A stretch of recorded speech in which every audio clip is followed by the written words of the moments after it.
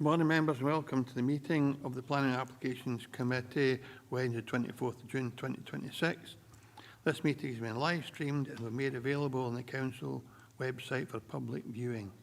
Anyone with a mobile phone, can you please either ensure it's on silent or switched off. Remote participants, please follow the good practice guidance, which includes muting microphones and switching off your video when you're not addressing the meeting. Writing speak in the Teams chat function when you want to contribute. If you're in the hall, you can do this on your iPhone or iPad. Please don't repeat contributions already made by other members. No material should be posted in the chat function if it's intended as part of discussion. The usual standing orders apply, including that any votes will be undertaken by roll call. If any member has to leave the meeting, please either leave the Teams meeting for that period of time or write leave in the Teams chat function and then join when you rejoin the meeting so we can keep track of where the meeting is quorate. All members should speak clearly and directly into the microphone when making contributions, and when referring to reports, please provide reference to the relevant page and paragraph to allow everyone to follow. Please focus contributions on areas where clarification is required or to propose an alternative to a recommendation. Similar to the process now followed at full council, when considering motions or amendments which are substantive in nature, I will call a recess where necessary so that I may seek governance advice on competency. This is good practice in governance terms and will also provide for governance to be able to collate and circulate the terms of said motion or amendment to members in order that they have the opportunity to properly review it. I hope this process makes matters more effective, and I seek members' support in implementing this. The usual standing orders apply, including that any votes will be undertaken by roll call. Tracy, can you confirm Cedric and apologies, please? Thank you, Chair. Good morning, everyone. We've got 12 members present in total, 6 members present in person here at Council HQ in Dumfries, being the Chair, the Vice Chair, Councillor John Campbell, Councillor Hislop, Councillor Maureen Johnston, and Councillor Slater. We've got 6 members present on Microsoft Teams, being Councillor Blake, Councillor Julie Curry, Councillor Dennerley, Councillor Lowe, Councillor McFarlane, and Councillor Walters. We've got 4 apologies. Those are from Councillor Dryborough, Councillor Drysdale, Councillor Jordan, and Councillor Marshall. And not present at the start of the meeting is Councillor Ian Crothers, Councillor Hill, and Councillor Thompson. Councillor Thompson has advised that he will join the meeting late. Thanks, Chair. Thank you very much, Tracy. Are there any declarations of interest, members?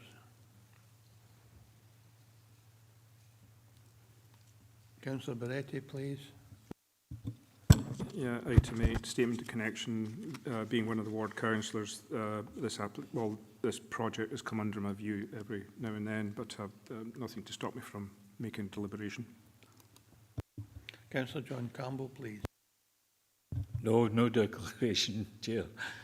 I didn't put my hand up. Tell me this again, John, please.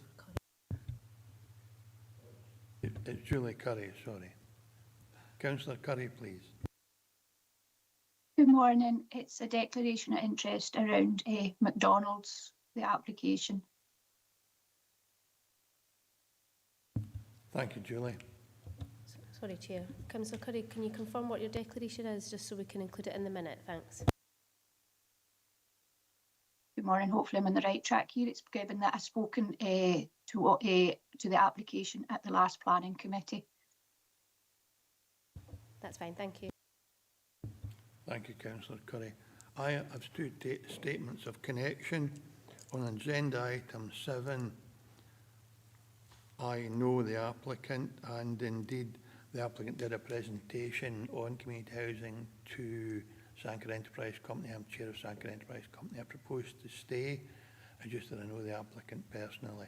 And likewise, on agenda item 8, I know Maureen Halkett. She has written to me on a number of occasions, and I've referred her inquiry to the appropriate officers, but nevertheless I've been in correspondence with Maureen, and therefore the declaration of connection, and I will remain for both of these agenda items. If there are no other statements of connections or interest, I'll move on to agenda item number 3, which is the minute of the previous meeting, 28th of May 2026. If this is a true record, I see Councillor John Campbell, please. Yeah, thanks, Chair. Good morning, everyone. It's just on page 15, item 5. It mentions in the motion those who voted. It says Keith Walkers rather than Walters.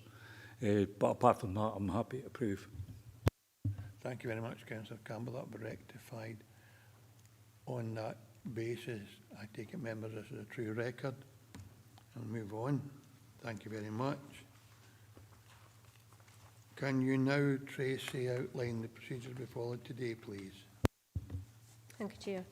The Planning Applications Committee will consider each application in turn as detailed on the agenda.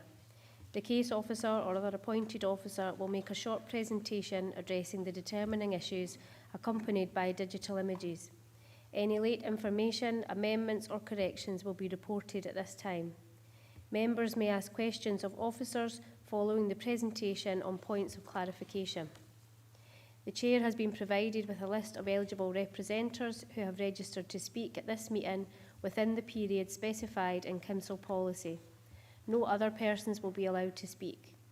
The Chair will individually invite those who have registered in advance to speak to make their presentation, after which they may be questioned by committee members. No questions may be asked of members.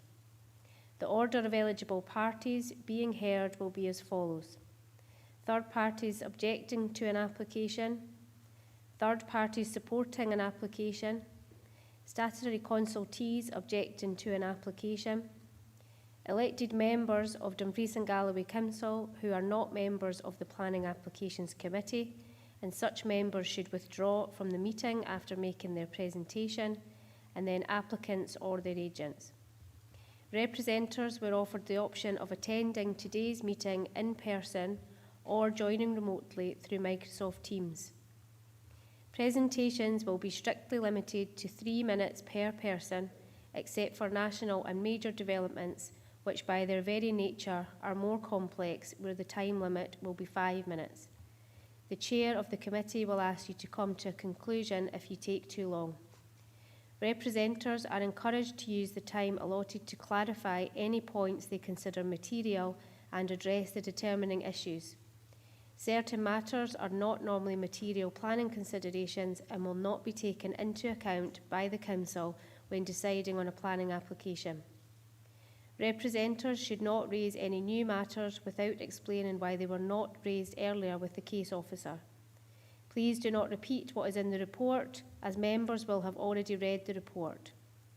After all representations have been heard, the meeting is then in formal session and no members of the public may address the committee from the public gallery. The Planning Applications Committee will then proceed to determine the application. Thanks, Chair. Thanks very much, Tracy. Move on now to the agenda. First item on the agenda, agenda item number 4, former Loch Ryan Hotel, Cairnryan, Stranraer. This is a continuation of a committee where we sought further information, therefore we are in session. So can you confirm, Tracy, who is able to participate in the determination of this application, please? Yes, thanks, Chair. Those who were present are the Chair, Vice Chair, Councillor Blake, Councillor John Campbell, Councillor Maureen Johnston, Councillor McFarlane, Councillor Slater and Councillor Thompson if he joins during that item. Thanks, Chair. Thank you very much, Tracy. So agenda item 4, former Loch Ryan Hotel, Cairnryan, Stranraer, planning application for erection of restaurant with drive-through and takeaway facilities, class 3/sui generis, formation of outdoor seating area, access, car parking, service yard and landscaping and associated works, reference number 25/2058/full. And the report is being presented by David Herton. So David, if you're with us, can you take us through your presentation, please? Thank you, Chair. Just to re-familiarise members with this application, As you may be aware already, it was continued from the February meeting of the Planning Applications Committee to address a couple of matters in respect of a BAT survey and indeed to review and investigate the wording of a condition in respect of a traffic regulation order. But firstly, I'll take you through the slides again. So this is the site in question, which is the former Loch Ryan Hotel in the southern end of Cairn Ryan. Again, an existing site plan showing the current layout of the application site. Moving on to proposed site plan to give you an indication as to how the site would be developed should permission be granted. So you can see that the restaurant would be located to the northern end of the site, access to the south, with drive-through facilities heading north to south around the building. These are the elevations of the proposed building. This gives an indication of the floor plan. You see to the right-hand side of that floor plan would be the public-facing side of the development. So this is where you would sit and order and eat. Towards the rear is staff welfare facilities and kitchen space and storage. This is a view from the P&O terminal entrance back towards the site. You can see it prominently located in the centre of the photograph. Again, a view from the west this time towards the site. And then a view back towards the site from the southwest. This view from the south towards the site shows the existing dedicated right turn lane into the former hotel site. So, in summary, the application is before you because it was deferred from the February meeting to address a couple of matters, noting that the members were inclined to approve the application.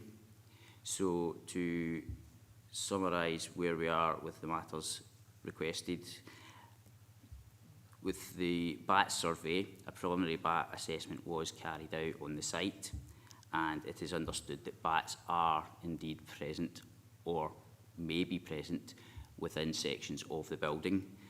And in that regard, it is intended to attach a condition that requires the agreement of appropriate BAT mitigation measures.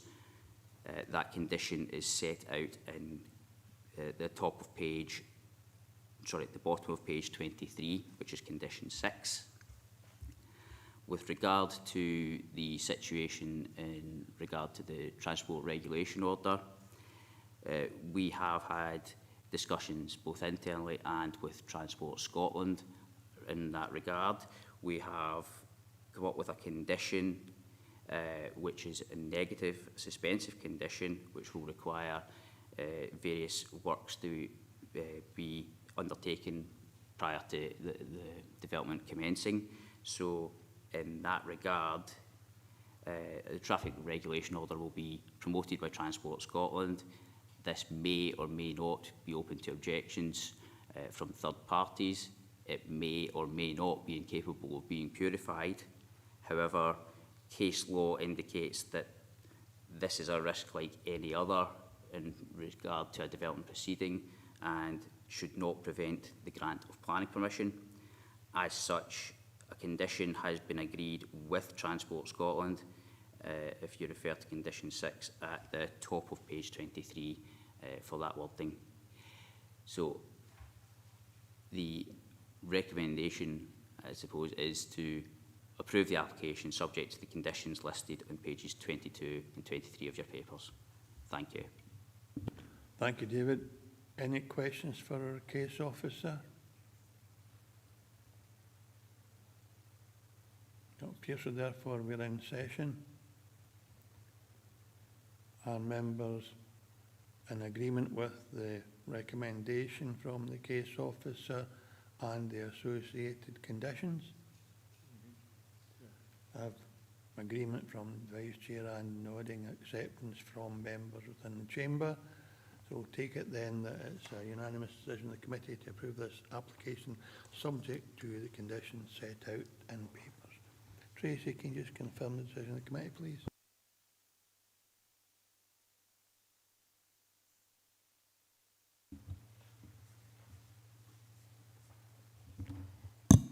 Thank you, Chair. So members have noted the committee's previous willingness to approve the application at the 25th of February meeting, noted the submitted additional information that was requested in relation to the BAT survey and the promotion of a traffic regulation order for parking, and approved the application subject to the conditions that are detailed and recommended in the report. Thanks, Chair. Thank you, Tracy. Move on to agenda item number 5. An application for the land south of Challoch, west of U52W Bancat Road, Newton Stewart. Planning application for construction of ground-mounted solar farm with ancillary battery energy storage system. 2-metre high perimeter fencing. 4.3 metre high pole-mounted CCTV cameras. Siting of substation. Formation of access tracks.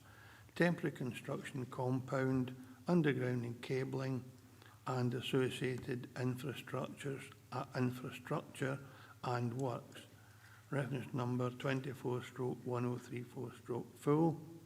This is a major application, therefore it will be a 5-minute opportunity for people presenting to committee, and our case officer is Neil Simpson. So Neil, would you just take it through your presentation, please?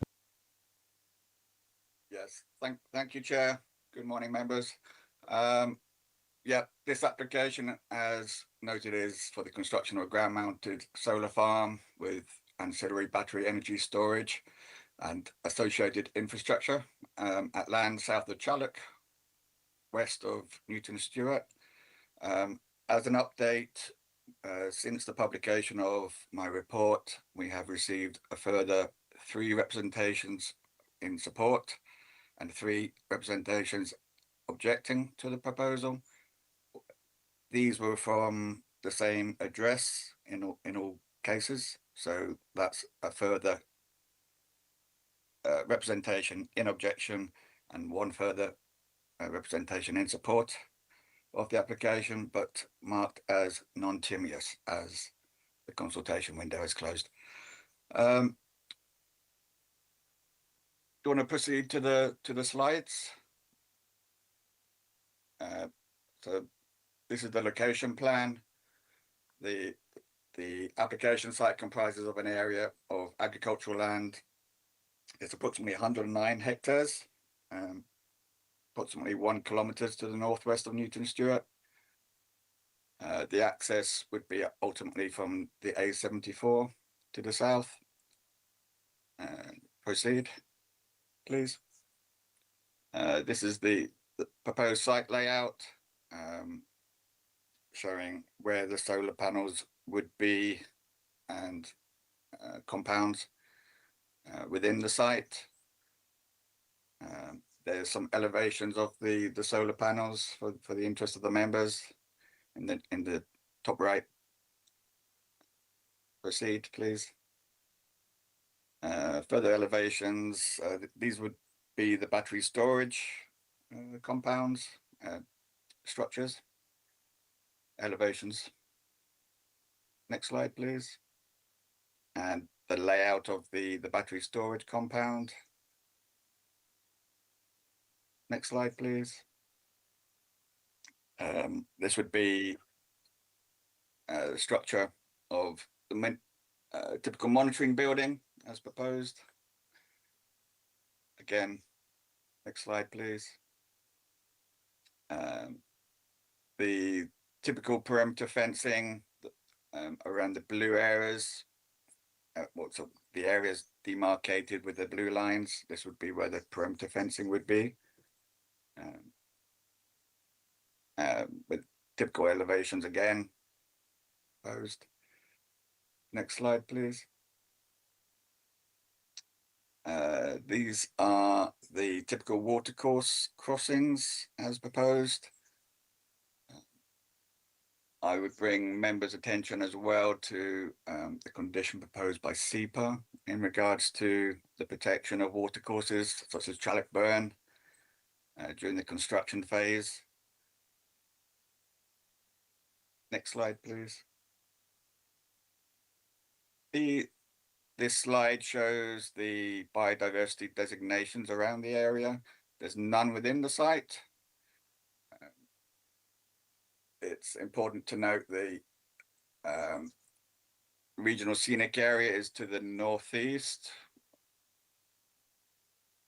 That's the Galloway Hills. Next slide, please. So this one shows where this is a better indication of where the Galloway Hills are. So that's the purple area to the northeast, to the north. The landscape designation for the area itself, where it sits, is not designated. Next slide, please.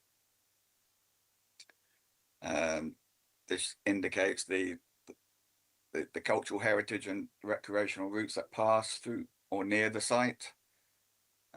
There is a site of archaeological interest near the site, which has been, again, it's subject to a condition from the council archaeologist. Next screen, please. The applicant has proposed quite substantial landscape planting, which is indicated on this screen, on this plan. Within 10 years of planting, it's anticipated that the screening would be at full maturity and providing maximum coverage. Next screen, please. These are the provided viewpoints from the photos that I'm about to show you. So next screen, please. So the applicant has provided some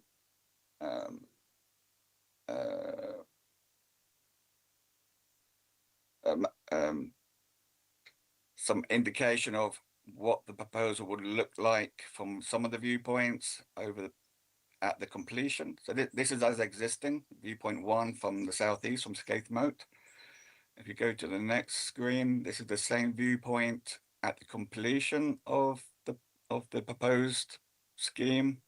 And the next screen will show after 10 years of planting, subject to the landscape condition. And the next screen will be viewpoint 2. So this is looking from the southeast, from Puett Row, as existing. I would draw members' attention to the fact that the site is very level and low lying. Next screen, at completion. And then the next screen will show after 10 years with the planting. Next screen, please. So this is from the third viewpoint, from looking from the southwest, from North Barnkirk, as existing. Next screen, at completion, and the next screen after 10 years. And then moving on. So the applicant has provided some wireframes as well for some of the viewpoints. Apologies if it's not entirely clear, but these are all available on the application as well if members require. This is looking from the northwest, from the road to the west of Knockbricks, which is one of the dwellings nearby. Next screen. Looking from the southeast, from the mine road near Skaith Cottages. Next viewpoint, please. Looking from the northwest, from the A75 near High Barbucany. Apologies for pronunciation. Next screen. And then this is the view looking southwest from the National Cycle Network, which is also a core path. And I think that's the summary. So there's no further site views. The recommendation is for approval. So, well, first of all, there have been no consultee, no technical consultee objections, subject to conditions. And my recommendation is to approve subject to the successful completion of the appropriate legal agreement within 6 months of the date of the decision, or such other reasonable extended timescale as agreed by the appointed officer and the relevant conditions.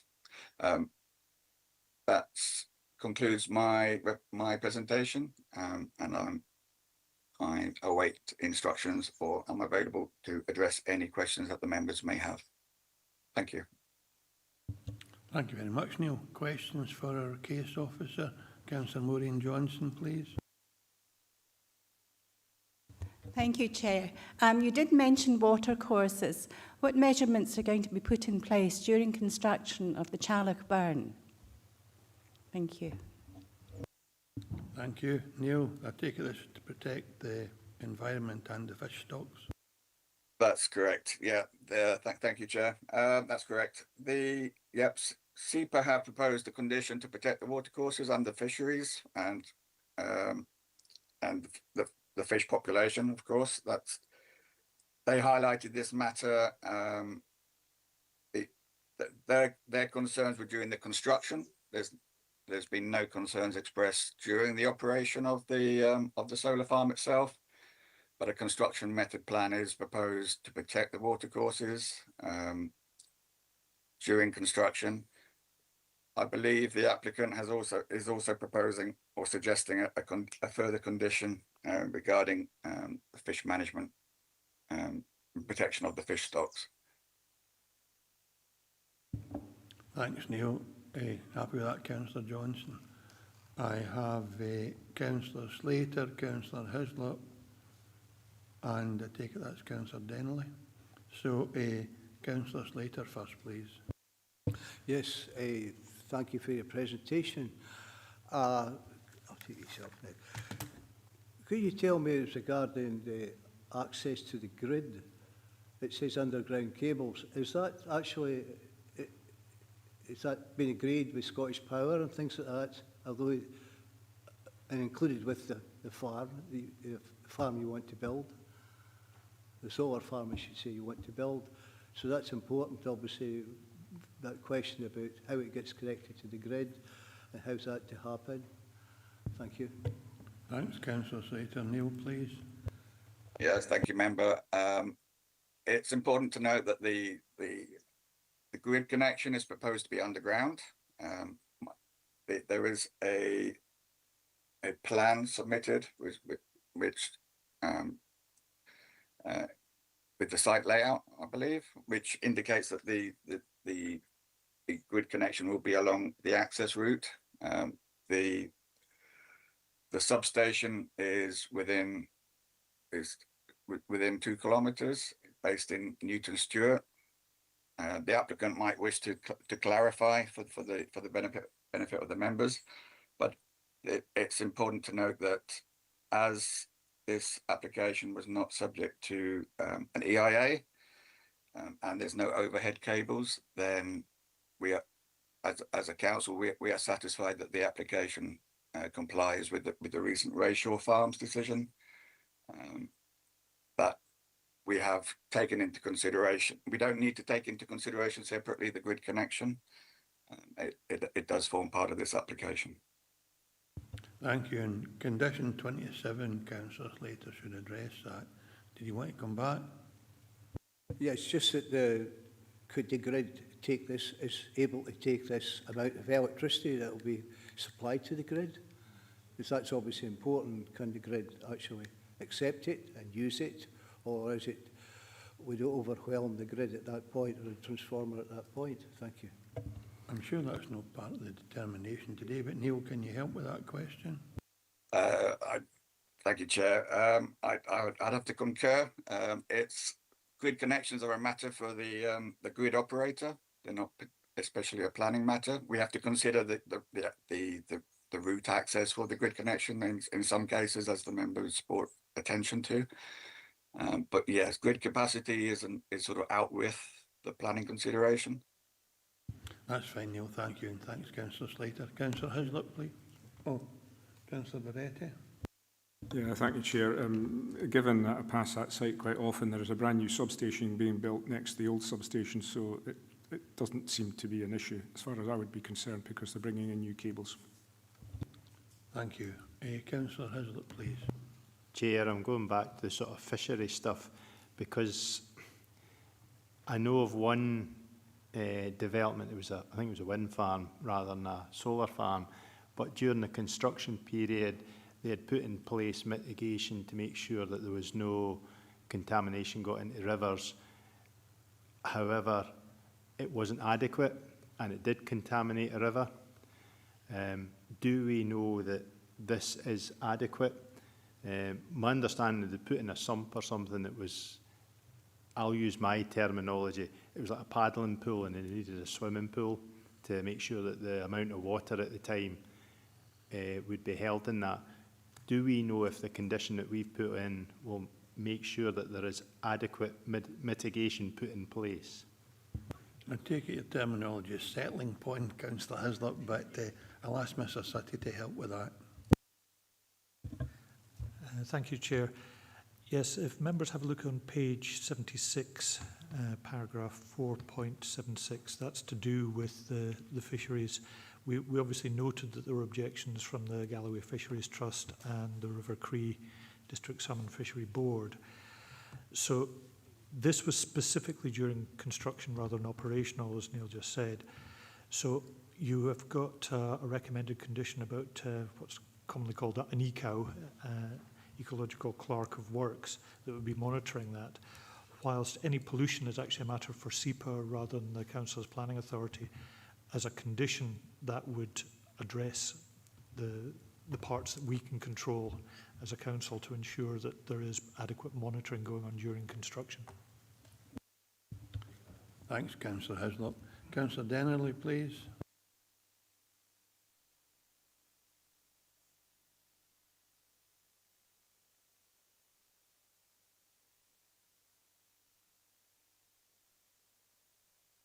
Good morning. I appreciate that the planning has to consider the wider planning balance in its recommendations. However, I would hope that all relevant evidence would be gathered, including landscape and visual impacts, which is very important consideration in this instance before any recommendation is made.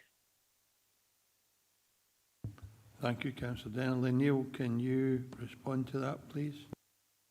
Yes, thank you, Chair. Yes, thank you, Member. Landscape, well, this proposal was subject to pre-application advice, which I'll draw the members' attention to, which did include landscape and visual impact. It was landscape and visual impact is considered in my report, based on the assessment of the site being a site of low sensitivity, the type of development, the height and mass of the development, and the nearest receptors, including residential dwellings, and obviously the any impacts on the regional scenic area. These are all considered in my report, and the assessment was that while there are always impacts, as with any development, in this case, the policy balance is weighted considerably in favour of such development, and it was my assessment that the planning balance had to be a recommendation in support. Thank you very much, Neil. Satisfied, Councillor Dennerley? Thank you very much. Appreciate the response and thank you. Thank you, Councillor Dennerley. Councillor Keith Walters, please. Thanks very much, Chair. It's the same issue about the visual impact. I understand that it is considered in the report. A couple of specific questions. So the viewpoints that you showed us, were they all supplied by the applicant rather than taken by the planning department itself?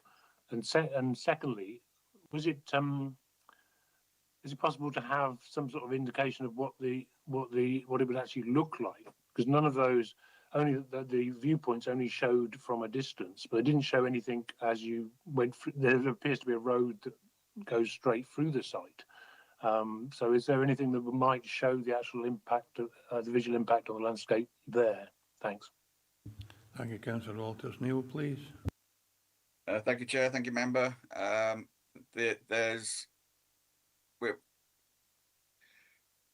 We're unable to provide viewpoints from closer than these provided, because that would be out with the normal thresholds of what is commonly accepted to be significant visual impact. I would draw the members' attention to the proposed planting, which would surround the sites with quite substantial planting with trees. Within, like I say, within 10 years, as noted in my report, this landscaping would effectively screen any impacts, even from close up, relatively close up, because of hedgerows and trees. Obviously, solar panels, they're generally no more than 2 meters in height from the ground level. Hedgerows generally be the same. So the impacts, even from very close up, would have been considered to be below significant. Thank you, Neil. Are you satisfied with that, Councillor Walters? Yes, thank you. Thank you very much, Councillor Walters. Councillor John Campbell, please. Yeah, thanks, Chair. Probably on a point of clarity, I'm looking at page 74, and it mentions about the council archaeologist is advised a condition, which I can see is condition 19 in the report, and this is to undertake a phased programme of works to be applied to any approval. Now, I was looking at page 73, and in particular around the two newly discovered potential prehistoric sites of a hut circle and associated cairn. I'm just wondering if there's anything significant discovery that's brought to bear. Would the works stop at that immediate sort of site until we can properly record whatever's there? Thanks, Chair. Thanks, Councillor Campbell. Neil, please. Yes, thank you, Chair. Yes, thank you, Member. Thanks for your question. Yes, if anything substantial is discovered, and I think we all appreciate this whole area is replete with archaeological interest. But yes, if anything is discovered, that's the point of that condition. It will delay at least any further development until it's properly recorded and investigated. Thanks very much, Neil, and Councillor Campbell's noted his acceptance. He's satisfied with that. If there are no other elected members looking to speak, we come to our first registered speakers for today. We have with us William Moses, landowner, Melvin McKeown, project manager, and Matt Partridge, director of the application, or the applicant, the company. So, gentlemen, you'd like to come forward, please. You will have a joint or collective 5 minutes to make your presentation, and I would be grateful if you'd remain in case any members have questions for you, either on your project or as a consequence of your presentation. And I'll remind you with 30 seconds to go, just to draw your presentation to a conclusion. Thank you very much. Just whenever you're ready. Good morning. Thank you for the opportunity to say a few words about the Charlock Solar Farm, and I'll be very happy to address any questions. I'm delighted that the detailed committee report prepared by your officers finds strongly in favour of recommending approval. I want to briefly highlight 4 key benefits. The project is compliant with the development plan, has no statutory objections, and is fully aligned with MPF 4. If approved, the project would help deliver low-cost, low-carbon electricity at a time when electricity demand is growing rapidly.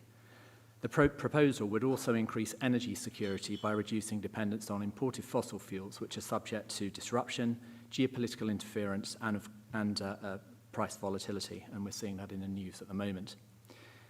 We've worked very hard to maximise the socio-economic benefits that the project could bring. The letters of support from the Dumfries and Galloway Chamber of Commerce and local business are testament to the significant local investment the project would bring, in addition to the opportunity for farm business diversification and funding for local community groups and projects. The project would also deliver significant biodiversity enhancements, including 2.5 kilometres of new or improved hedgerows and 1.3 hectares of new scrub and woodland planting, and that would help screen the project, as we've heard. Turning briefly to local public opinion, we do acknowledge that there are some strongly held objections, but we also note that many of those objections are from people that live far away from the project.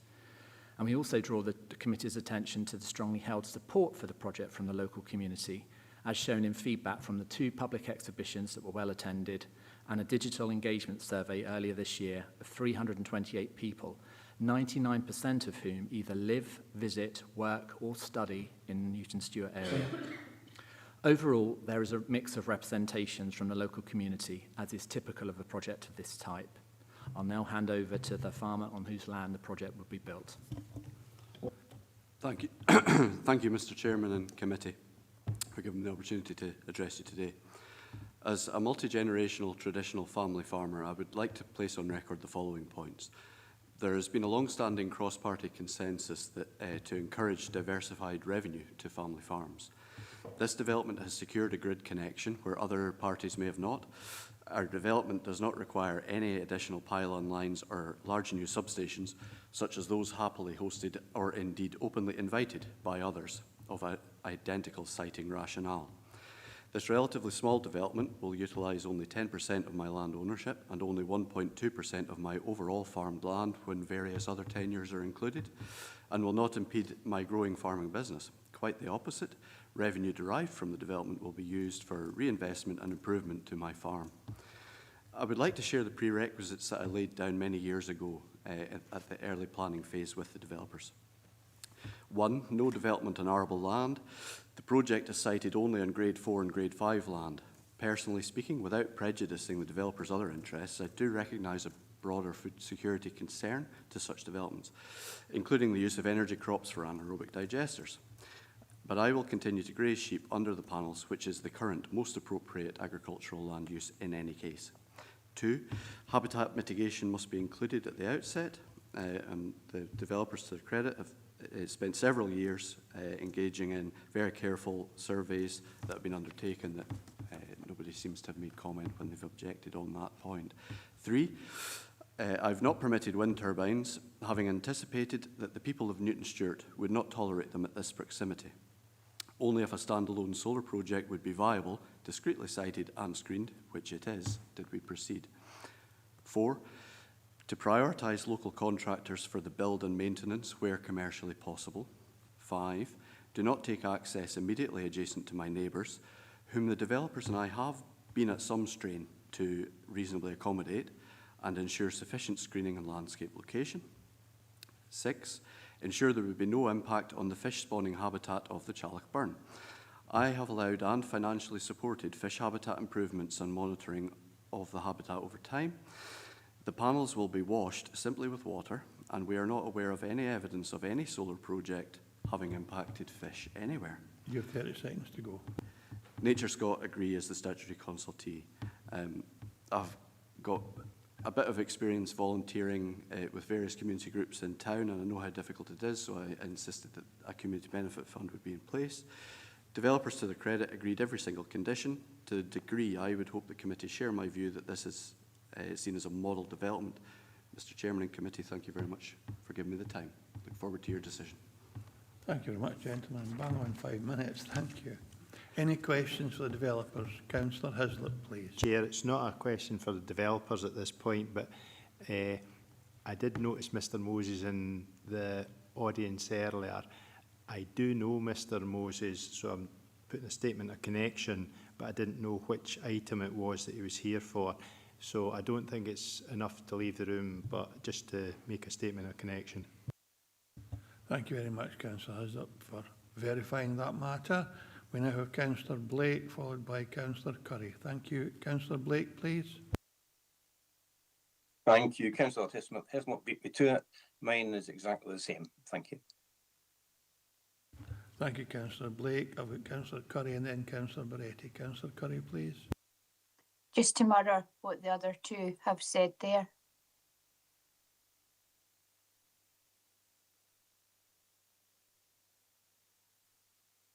Thank you, Councillor Curry. I have Councillor Baretti and then Councillor Maureen Johnson. Councillor Baretti, please. Yeah, thank you, Chair. Being so far away, I suddenly realised I do know William Moses, but I haven't got my observation glasses on. I've got my reading glasses on, so I'll apologise for that, and as Councillor Hislop. But I do actually have questions for them. Now, the project that you've got, there's obviously some concerns about battery energy storage systems. Now, you haven't mentioned that in your presentation, but at this stage, have you decided on a chemistry that you're using for your storage systems? Because there are chemistries which are more likely for thermal runaway and those that are less likely for thermal runaway. And I'm assuming that you haven't, if you haven't made that decision, would that be something that you'd be doing? Plus, knowing the site, knowing the road, because I clearly live in Newton Stewart, it's a road which is one track, probably, you could probably drive along it at 20 miles an hour, and there's greenery all the way up practically. Would that be about right? Thank you for the question. In terms of the battery, you're quite right. We haven't made any commitments in terms of that. Probably two relevant points to make is that if the project were to be approved today, procurement of the battery would be some time into the future because, and I know this committee is very experienced, so you might be aware of this, but with the current grid reforms, the battery would probably follow on from the solar farm. The solar farm would, could be developed and built quite quickly. The grid connection date and access for the solar farm element is very soon, but the battery would be delayed. And as we're seeing in all aspects of our life, battery improvements are coming annually, and so it's, yes, far too early to commit to the cell chemistry. Thank you. Can I answer the second question, please, Councillor Baretti? It's known as the Old Military Road, which is dissecting those two sections. Although it's an old military road, it is certainly not a road which one would transit on a daily basis because of its undulating nature. Yeah. And I would guess from my last experience of running around it, I was managing to do 20 miles an hour along the entire length, and is that still the same? Plus the vegetation that has grown up over the years, it's still there and still growing. Is that correct? Yeah, so the site access will actually be taken off the Barnkirk Road, as I know it. So the A714A road, which is an existing timber extraction route. But the Old Military Road, it's just a crossover. So there's not actually any traffic travelling on it because it being U9, that's soft ground, but it's just a crossover. So I don't think there's no construction needing to use that road at all. Thank you. That's right. Just to add, Councillor, that's what's been agreed with the case officer as well and the roads officer, that the military road will not be used for transporting or construction purposes. Thank you. Thanks, Councillor Baretti. Councillor Maureen Johnson, please. Thank you, Chair. It was only just to say a connection with Mr Moses, just like Mr Hislop, but not enough to leave the room. Thank you.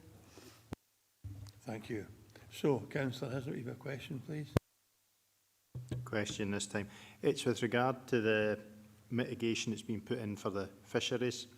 Now, if you design a scheme to mitigate for today, it doesn't need to be that bad, but if you've got torrential rain coming down, and southwest Scotland's known for that, are you putting sufficient capacity within your mitigation to make sure that there's no seepage or anything into the Charlock burn that could cause issues with salmonids, etc.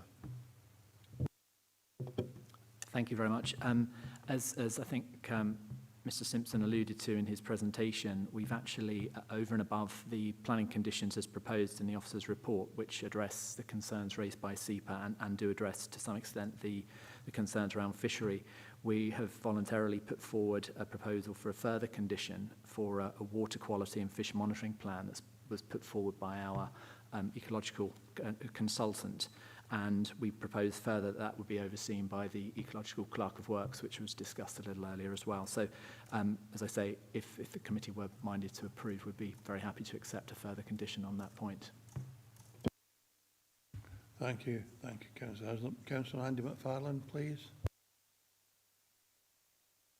Yeah, thank you, Chair. Thank you for your presentation. I'd just like to ask, what experience do you have of this type of development? As you'll be aware, battery storage, there's a lot of concerns about fire, and I see that you've got a fire plan in there that you're going to expect the Scottish Fire Service to authorise that and approve that with you. But I'm just wondering if you've got any experience of these developments, and if so, have you had any instance previously where you've had to utilise your fire restrictions or your fire management risk assessment? Thanks. Thank you. Yes, so just to be clear, so I'm a director of REG Power, and we're working with our partners Grupatech. Grupatech would be building, owning, operating the project if we're successful. Grupatech have built 60 solar farms in the UK and many more overseas. They've also built a number of battery storage projects in the UK. My understanding is that they've had no incidents at any of those projects. But as I touched on earlier, the battery cell chemistry and technology is evolving rapidly. Batteries are an increasing part of our life, in our phones, in our laptops, even in our cars increasingly as well. And their safety and cell chemistry are improving both in efficiency but also in safety terms as well. And a lot of the concerns that have happened in a very small number of circumstances in the past probably wouldn't occur with today's technology. And as I say, things are just getting better, safer, more efficient as we move into the future. Thank you. Satisfied with that, Councillor McFarlane? Yeah, thank you, but cautious about the word probably. Yeah, thank you. Thank you very much. Are there any other questions for our representatives today? In that case, gentlemen, thank you for coming forward. Thank you for your presentation and your responses. Thank you. Members, we're in session. I do see a message in the chat, but any discussion has to be in person rather than on the chat system. It was you. It was Mr. Sutty. Do you want to tell us anything, Mr. Sutty? Thank you, Chair. Yes, unfortunately, I only saw the email shortly before the meeting, so I haven't had a chance to go through it in detail, but the applicant's agent had emailed Neil, his case officer, with, I can run through it quickly. I was kind of expecting them to run over it themselves in the presentation, but they're querying condition 2, the word inure. Was this a typo? No, inure is the correct word. It means continue. Condition 6, they were wondering about adding in another thing, that unless failure is related to the result of containment of the distribution and or transmission grid system, I wouldn't recommend that we go with that, to be honest, because that's out with our control. They're also looking at potential other little elements for condition 7 about SEPA's responses. Again, I could have a look at that if members want me to. Condition 9 and 10, they're saying there's going to be no abnormal loads, so therefore they don't think condition 10 is necessary. Again, I would be inclined to just leave it on the basis that things can change. We don't expect there to be abnormal loads, so if they're not, then having condition 10 wouldn't be a problem. Condition 23, about the landscaping being implemented prior to the installation of the solar panels, they feel is highly unusual. That wording was chosen just to make sure that the planting was likely to take and progress as the development proceeded. But if members would rather have that at another phasing, that's open to yourself. 29, 28 days seems a very short period to undertake a noise survey. Again, this is a sort of fairly standard wording condition. The critical one is what I've popped in the post, which is unusually the applicants are actually requesting an additional condition, which would be number 31. I've not had time to look at the exact wording of it, but it looks very much in the House style. But what it's to do with is a water quality and fish monitoring plan being submitted and approved with all the relevant parties. I could check the exact wording, but in principle, I have no objection to that whatsoever, and I think it would address some of the concerns that have been flagged up by members in the discussions today. Hope that helps. Thank you, Mr. Sutty. It's quite unusual to have this extent of additional information presented at this late date, so I would be happy if members were happy to address the application as we see fit and delegate to officers to agree or discount any of the late applications or amended measures that have been asked of the Planning Committee. Is that something members want, or do you want to defer it for a month and bring or a couple of months and bring it back? Councillor Hislop, please. Chair, I would appreciate a condition 31, if that's what that one's called, being added in. If there is some tidying up of the wording to do with the other ones along with this one, I think that should be delegated to officers. Okay, so if we are happy that we accept condition 31, given that it's an additional condition that will benefit the development rather than developer, I'd be content with that. And shall we delegate the remainder of the request or additional amendments to officers to determine if we agree the application as set before us? Councillor Dennerley, please.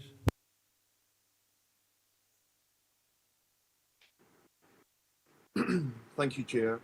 I support with what Councillor Hislop had mentioned as well to delegate to the council officers and to give them a little bit more time to look through in finer detail.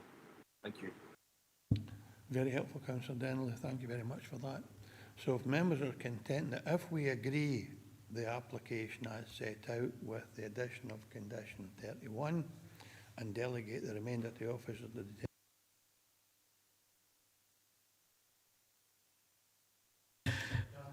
I see you looking at me, Chair, so yeah, I'm happy taking on board everything that's been said about the conditions. Yeah, I'm happy to approve this.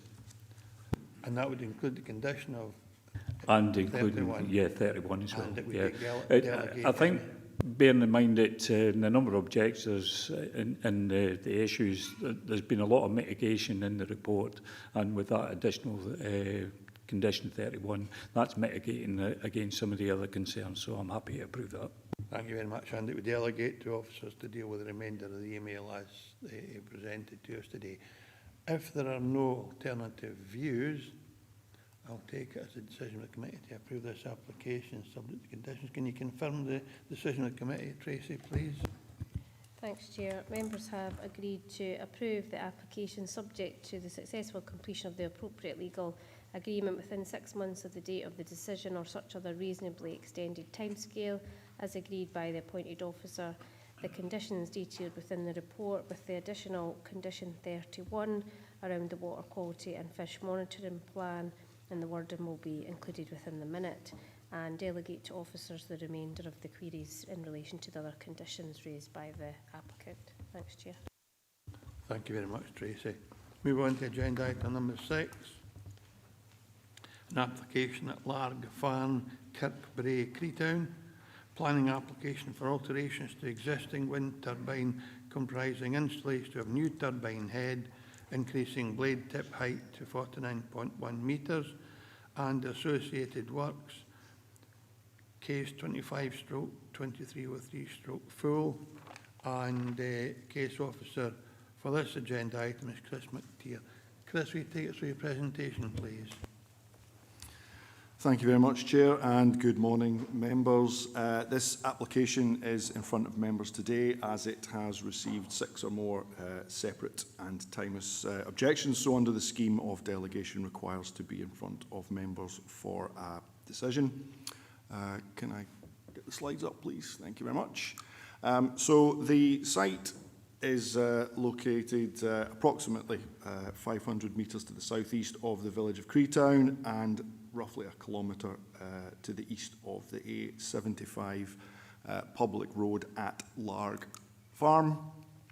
The existing application site comprises a single wind turbine, currently with a hub height of 28.6 metres and 45.6 metres to the blade tip. As you can see, there is an area of hard standing and some metering cabinets situated just to the base of the existing turbine.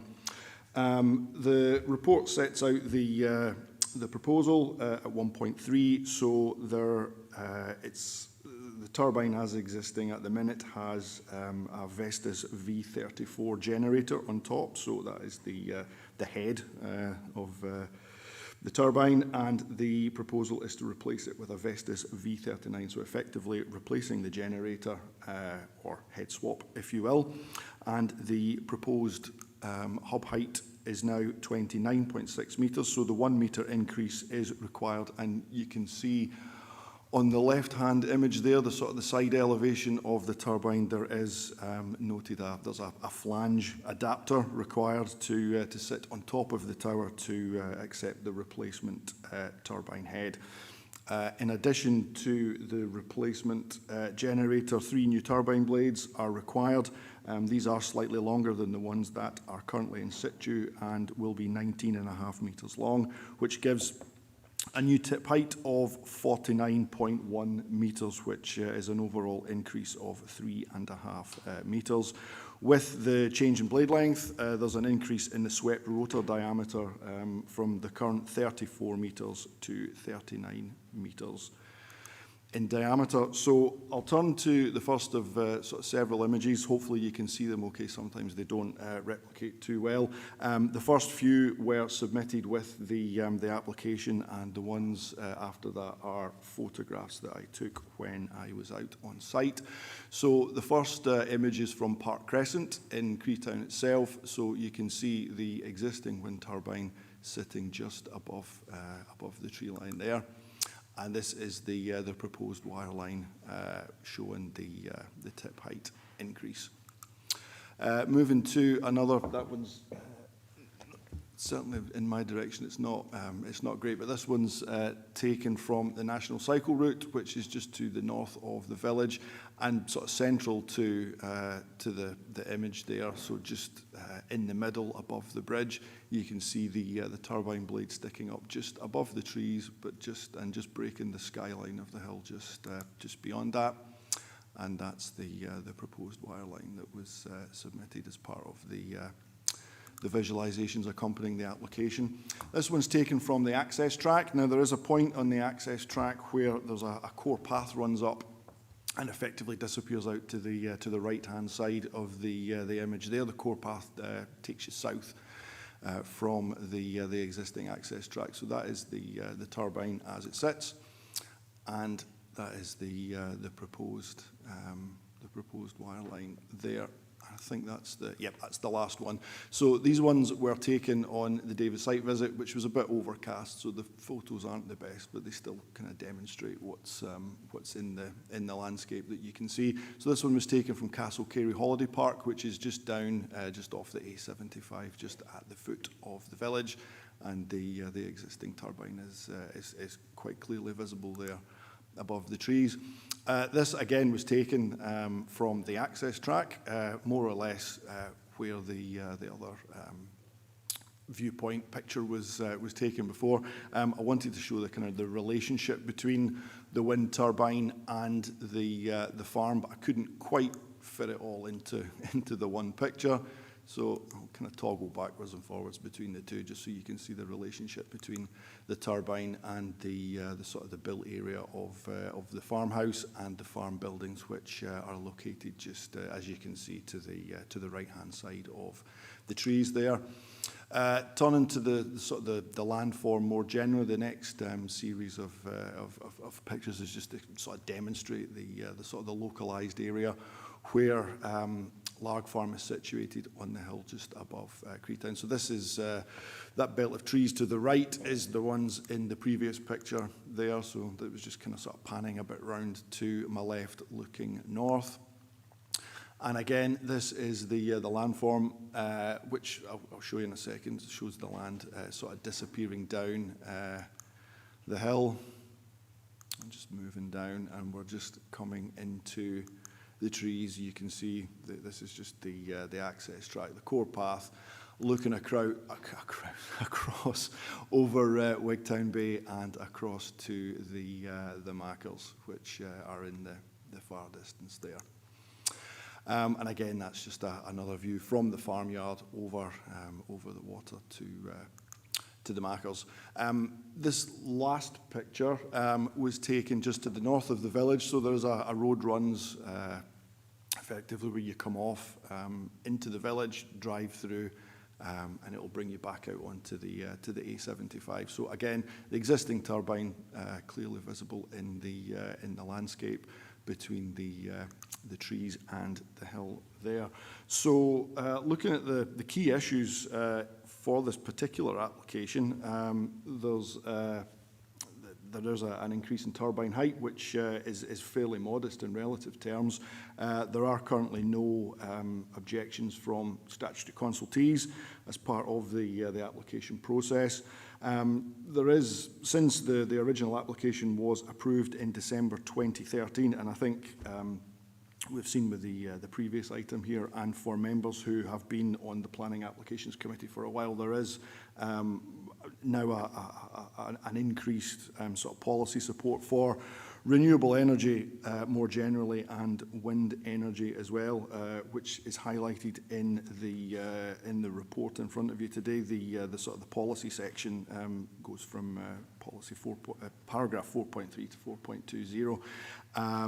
The impacts of the sort of the proposed height increase are fairly localised, which is something that National Policy Framework 4 Policy 11E picks up on, which is in your papers at paragraph 4.10. There was a sort of part that I underlined for emphasis there, where impacts of this type of development are localised. They are generally considered to be acceptable.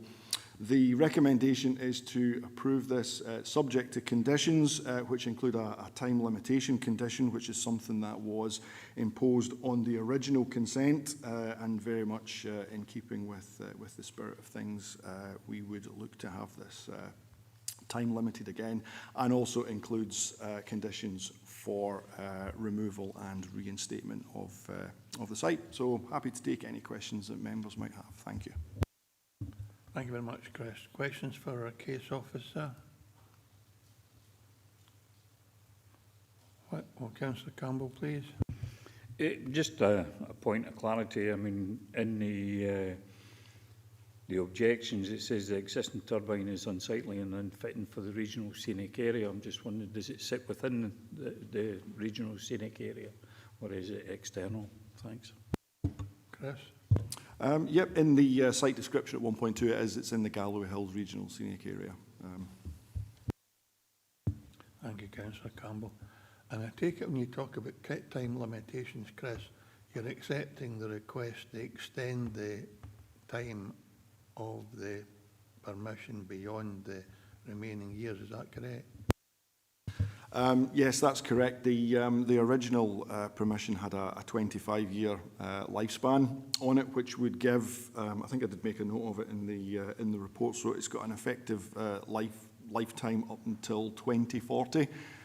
So we would effectively be sort of winding the clock back where members minded to approve this and approve it for 25 years. Thank you, Chris. I now have two members looking to speak. I have Councillor Keith Walters, please, and then Andy McFarlane. Thanks very much, Chair. My question was on page 99. One of the objections was the extending permission. And is that the right maths then, that we are talking about extending the permission for another 20 years? If so, what exactly is the justification for that? Because we're talking about changing the blade size. That seems like an amendment to what is already there, but it doesn't seem to justify adding another 20 years onto the lifetime of the project. Thanks. Thanks, Councillor Walters. Chris, please. I suppose it's a good question. I mean, the justifications for the application of itself are noted in the report. The actual generator has become unreliable and prone to breaking down. So a decision has been made to replace with a slightly more modern one. I mean, if the turbine were to continue, it would have another, it's had 11, so it would still operate for another 14 years. But I think given that most renewable sort of projects of this type are generally given a sort of longer sort of time frame for them to remain in situ. We felt that 25 years was probably the best the best compromise for that. The spirit of the original sort of condition, as noted by the reporter, was to allow a sort of re-examination of the principle of it, and as we noted before, it is located in the regional scenic area, but turbines of this sort of scale are generally sort of associated with farm developments of this type. Does that answer your question, or do you need a bit more from me? Before you come back, Keith, I did ask Mr. Sutty earlier the very same question, so maybe you could elaborate on what Chris already has said. David, please. Thank you, Chair. Yes, I was just having a look at it. This was one that originally the Council had refused. It was approved on appeal with the decision date being 23rd of December 2013. I think there would probably be unreasonable to refuse an extension, a further extension for the overall turbine if that came in due course, given the history of the site and the clear shift that NPF4 Policy 11 has for trying to retain renewable developments once they're originally approved. But if members felt very strongly that you didn't see this as an entirely new turbine, it was a swap of a head on one which, as I say, it was approved on appeal. If you have concerns about it, it is open to yourself to limit the time beyond that which is recommended. The reasonableness issue would be the cost of the development. To actually put an entire new head on it, it would be, most applicants would consider it reasonable to expect a period of time to allow return for their investment. But it's, we're in your hands on that one. If you wish to change what's recommended for the timescale, that's entirely at your gift. Thank you, David. And Keith, if you want to make a proposal to change whatever our officer recommendation is, that's fine. Are you just satisfied with the response at the moment? Yeah, thanks very much, Chair, and I'm glad to know we're on the same wavelength of the questions. I think I am satisfied in terms of investment. I think that is the issue. If it would be unreasonable to reduce the time back to the original time, so that's fair enough. Thanks. Thanks very much, Keith. Councillor Walters. Councillor McFarlane, please. Yeah, thank you, Chair. And just to pick up on the points that have just been made and the question based on Councillor Walters. Since when did the cost of the development become a material planning issue? And when did the fact that their storage or their mechanics or whatever it was that Chris referred to isn't functioning as well as it might, when did that become a planning issue? And I don't think that we should be influenced by that. The thing is that the developer put this in initially, they put it in for whatever purpose, it got approved on appeal. clearly there's a lot of concern about it being there in the first place, the fact that it is in the scenic area. And so I don't really think that we should be influenced by the fact that it may cost the developer more, or they may be having some issues with their means of getting it to the grid or whatever. That wasn't my initial point. That's not really what I wanted to ask about, but I just think I should put that out there. I think members, we're often told that we should only base our decisions on material planning issues. So I'd like clarification if those are. But the question I was going to ask Chris was in relation to the objection by some of the objectors in relation to the items that are discarded by turbines. These microplastics and such like, and what is our situation, what is our knowledge, and how does it influence how we approach these and take decisions? Thanks. Thanks, Councillor McFarlane. Chris, please. It's a good question. It's obviously something that's coming sort of out of the increased I suppose use, the increase of sort of wind energy proposals in general. I don't really have an answer for that one. I know the agent is here, so they might be able to offer more of a definitive answer than I can.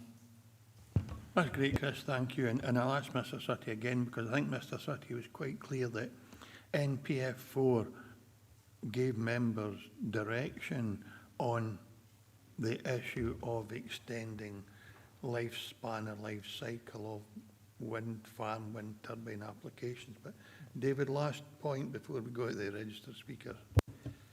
Yes, I think it's just to make it clear that cost isn't a determining planning factor as such, but what it is we have to look at Circular 4 1998 on the use of conditions. So what I'm looking at here is at page 109, condition 3, that it will expire 25 years from the date of the permission. If we were to require a shorter period, one of the grounds of potential appeal is that would be unreasonable because of the timescales involved, the investment put in versus the output from a turbine would therefore make it unviable.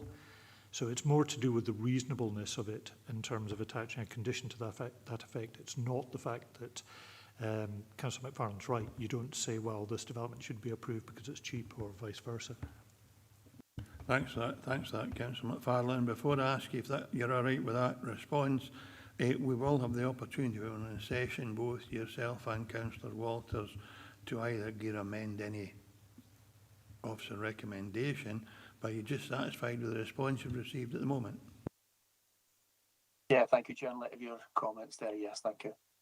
Thanks very much, Councillor McFarlane.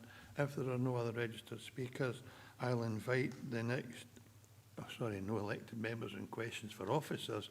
I'll invite the next group of registered speakers along. I have Graham Carson, one objector in person, and that will be followed by Dave Anderson. So Graham Carson, please. And Graham, just while you settle in and relax, you will have 3 minutes to make a presentation to the committee. I'll ask you to draw your presentation to a conclusion. I'll give you 30 seconds warning, and then if you'd be kind enough to wait in case members have questions for you, I'd be grateful. So at your leisure, Graham, thank you. Thank you, Chair. Thank you, Councillors, for giving me the opportunity to speak. As you say, my name is Graham Carson. I live at Larg Cottage, which is just down the road from this proposal. I would like to respectfully object to this application on the grounds of noise, original assessment reliability, environmental change and fairness of the proposed lifespan. There's new national guidance on wind turbine noise, and that replaces the 30-year-old guidance that we've got currently. And this updated guidance specifically recognises amplitude modulation, often described as the thumping, swishing and pulsing noise from the turbine blades, which we hear daily.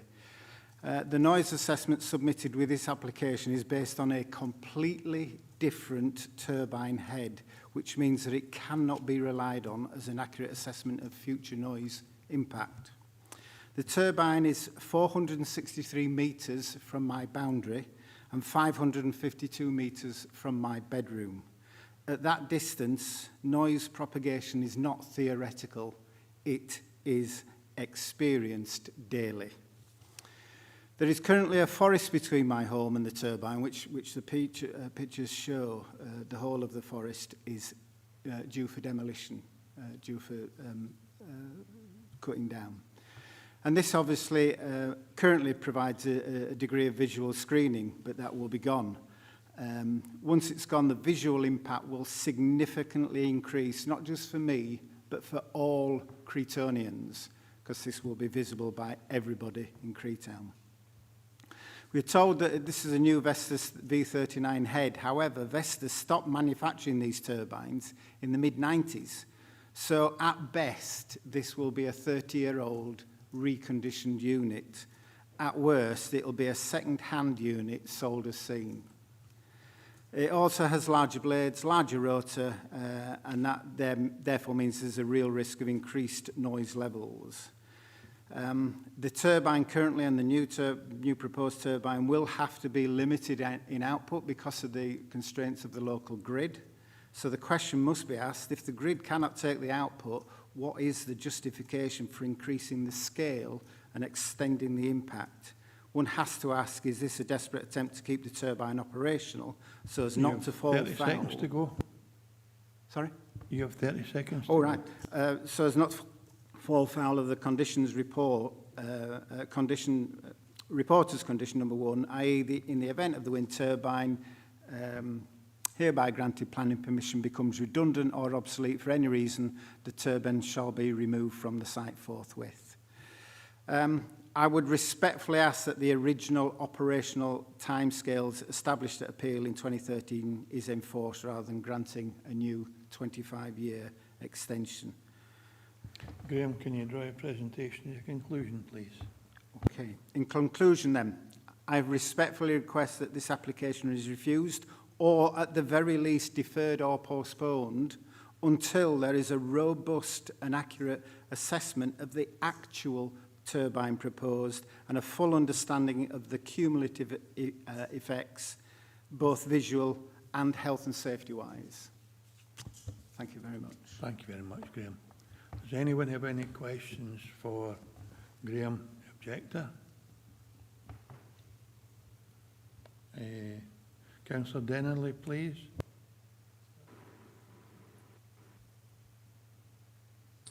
Thank you, Chair, and also thank you, Graham, for your presentation.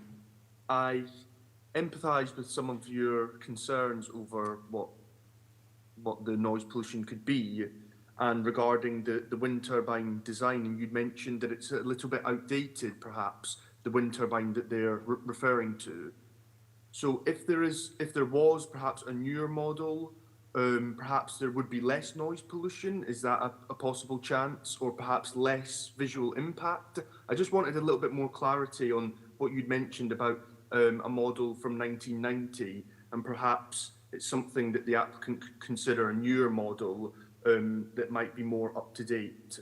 So just to ask a question on that. Certainly, Councillor. So the newer models can incorporate what they call serrated edge turbine blades. The older Vestas models can't. The serrated edge turbine blades are specifically designed to reduce noise. And of course, you can have variable pitch, you can have all sorts of noise reducing measures built into a newer head. You can't with a Vestas 39, it's too old. Does that answer your question, Councillor? Yes, thank you for that. Thank you. Thank you, Councillor Denley. Any other questions for the objector? In that case, Graham, thank you very much for coming forward, and thank you for the presentation. Very welcome, Chair. We now have Dave Anderson, the agent. David, the same arrangement will apply to you. You will have 3 minutes to make your presentation. I'll remind you with 30 seconds to go to draw your presentation to conclusion, and there may well be questions from Councillor Walters, McFarlane and Dennerley, and so you don't need to include that in your original presentation, but you have 3 minutes whenever you're ready, and I'll remind you with 30 seconds to go to draw that part to a conclusion. Okay, thank you very much, Chair. I'm Dave Anderson. I'm Director of COGEO. I think Mr McTee has done a fantastic job in terms of presenting the development. The only thing I'd like to add in terms of the presentation is essentially just some statistics round about the development itself. Mr McTee has noted a moderate increase in scale, so that equates to a 7% increase in the overall tip height of the development. That will give a 25% increase in power, which is essentially the equivalent of 446 homes in total being powered from the development, and an effective increase of about 84 homes between the current turbine head and the new head. That's around about 1.1 megawatt hours per year. The only other point was that Councillor McFarlane had brought up, utilised the word developer. Absolutely understand the context of that, particularly in renewables, but I would just like to highlight to members that this proposal is by local farmers. This isn't a third-party developer in any way. So just as a point of clarification on that. Other than that, I think there may be some questions around about the noise, and I probably would be better placed to allow members to ask me anything for clarification rather than presenting on the issue, if that's okay with Chair. Absolutely, and thank you very much for being so brief. Thank you. So, Councillor Walters had a question about the lifespan. Councillor McFarlane had as well, and Councillor Denley had a question about noise. So, have you a question for the applicant's agent, or are you just happy to wait until we're in session, Councillor McFarlane? Sorry. Yeah, thank you. Councillor Walters, I should have said first. That's fine. Thank you, Chair. Yeah, if I could just ask the agent then, what is the justification for extending the expiration the date of the Planning Commission from what would be approximately 13 years as it is existing at the moment to 25 years? Thanks. So partly that is to do with the economics, and I appreciate that's not necessarily material planning consideration, but this is a little bit about the reality of wind turbine development as we enter an era of repowering. As members are probably aware, that a lot of farm-scale developments were supported by feed-in tariffs previously. Those feed-in tariffs have a fixed lifespan of 20 years. So in order to ensure that there's an economic viability and essentially that these developments can be financed beyond that, the standard 25 years is generally seen as, to be honest, a standard condition. Quite a few wind applications we're doing now are actually based on a 35-year consent, primarily because we have such clear directive from the Scottish Government in terms of repowering. We can't keep looking for new sites. We've got to utilise it, reusing existing sites, reusing existing assets. So as Mr Sighted had referred to, what we'd look at really here is the fairness and applicable nature of it. The 25 years has always traditionally been the sort of minimum. That gives a period of time not only for the operational lifetime of the asset, but also the decommissioning of it as well. So essentially that's, it does come down to economics, but it's generally dictated by the economics of a wider industry and the reuse of the site over a longer period of time. Thank you. Content with that, Councillor Walters? Yes, thank you for that. Thank you very much. Councillor McFarlane, sorry about the first time, it's you this time. Again, you had a couple of questions. Councillor McFarlane, please. No problem, Chair.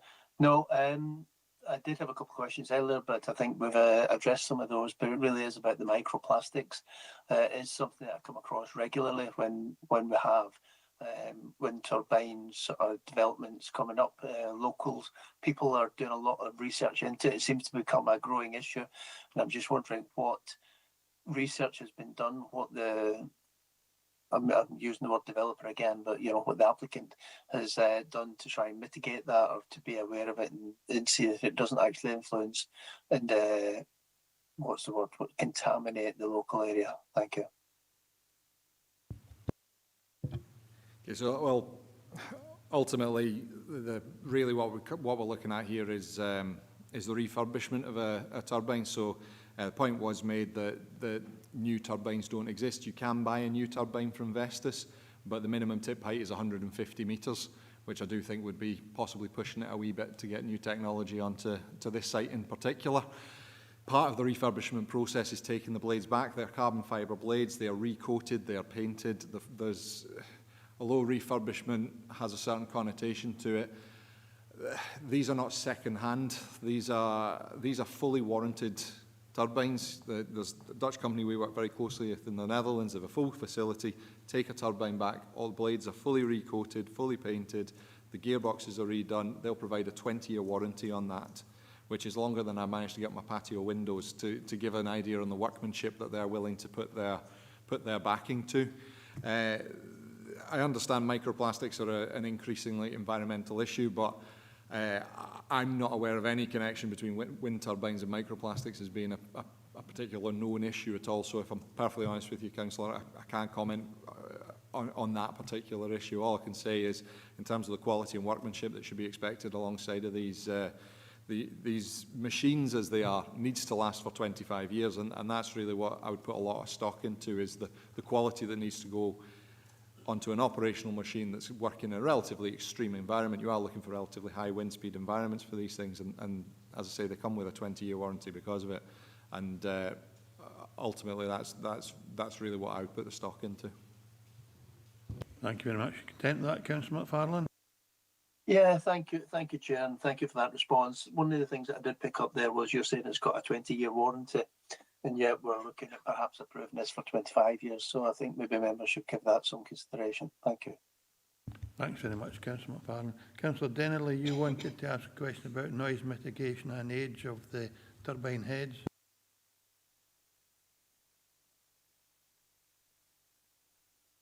Yes, thank you, Chair. I did want to ask about the use of an older model and whether or not other options could be considered. So there was a more up-to-date model being used that would have less of a noise impact. You also mentioned about the impact of the noise and the concern about the trees being removed, and whether or not there would be any replanting to help to reduce the noise. And I'd appreciate some answers on those questions. Thank you. Yeah, so the noise impact is of course a very important thing when it comes to wind turbine developments.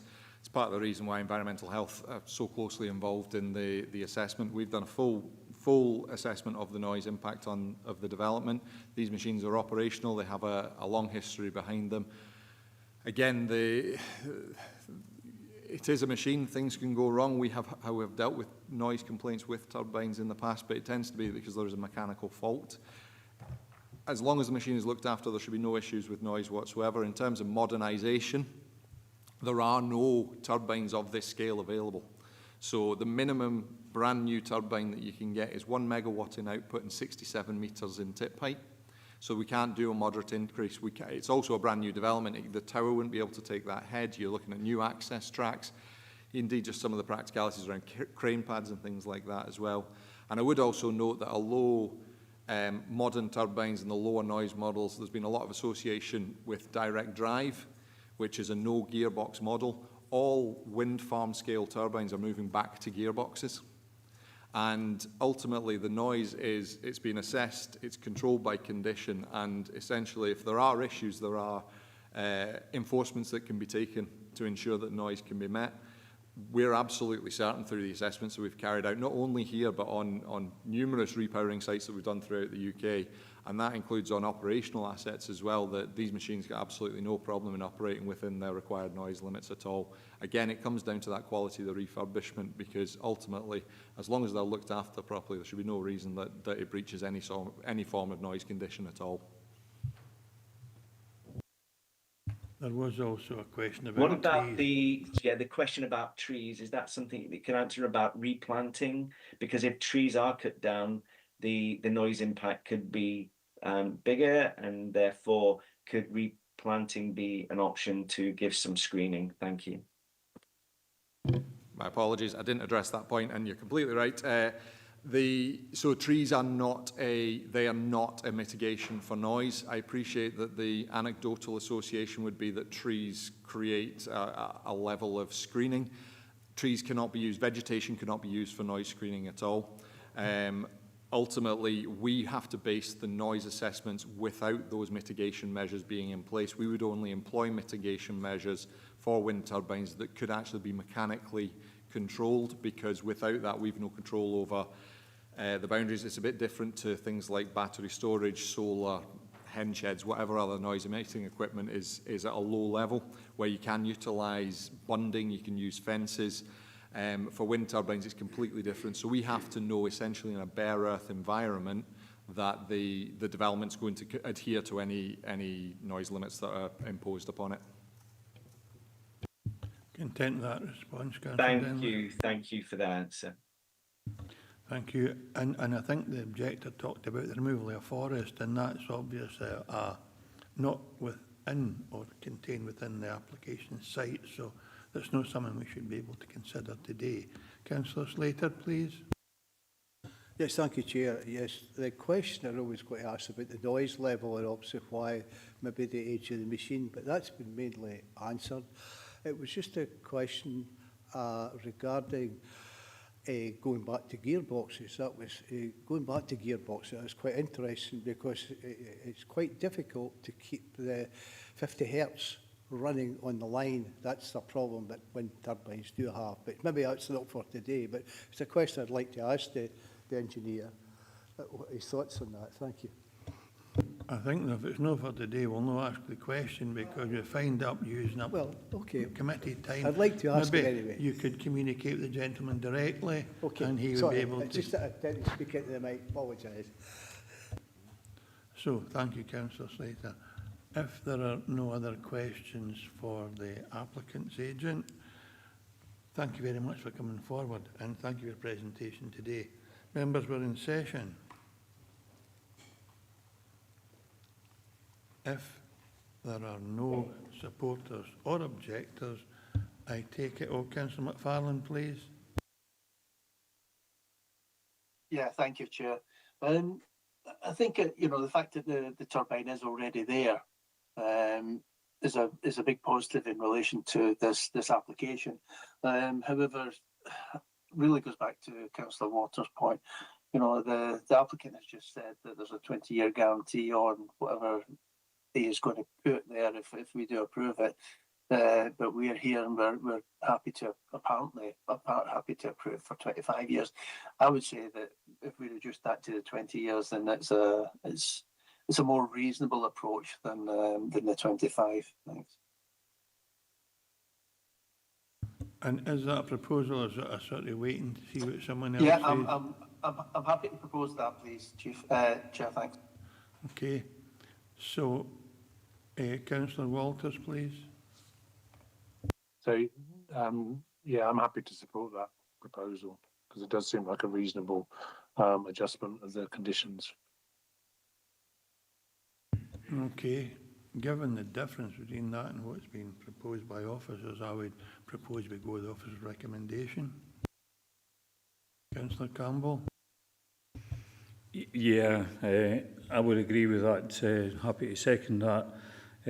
My thoughts keep going back to what Mr Sutty was saying, that in any conditions we've got to consider, is it reasonable? And I think 25 years is reasonable. Thank you.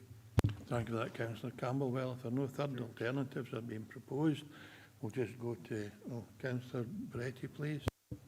Yes, as technology has been brought up here, the thing that hasn't been brought up is the variance of costs of electricity can go up and down, and what the generation actually gathers will depend on weather patterns. So I'd be rather happier to keep it at officer recommendations at 25 years. Thank you. Okay, can I go to the vote, please, Tracy? Thanks, Chair. So a motion is proposed by Councillor McFarlane, seconded by Councillor Walters, and that's to approve the application subject to the conditions in the report with the amendment to condition 3 for the time limit to be reduced from 25 years to 20 years. And the amendment proposed by Councillor Dempster, the Chair, seconded by Councillor John Campbell, is to approve the application as per the conditions in the report. Proceed to the vote, Chair. Amendment. Vice Chair. Amendment. Councillor Blake. Amendment. Councillor Campbell. Amendment. Councillor Curry. Amendment. Councillor Dennerley. Motion. Councillor Hislop, Amendment. Councillor Johnston, Oh, amendment. Councillor Lowe, Amendment, please. Councillor McFarlane, Motion. Councillor Slater, Amendment. Councillor Thompson, Amendment. and Councillor Walters. Motion, please. Thanks.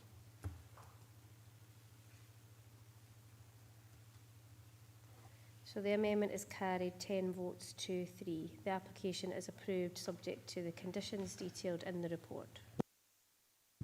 Thank you very much, Tracy. Move on to agenda item 7.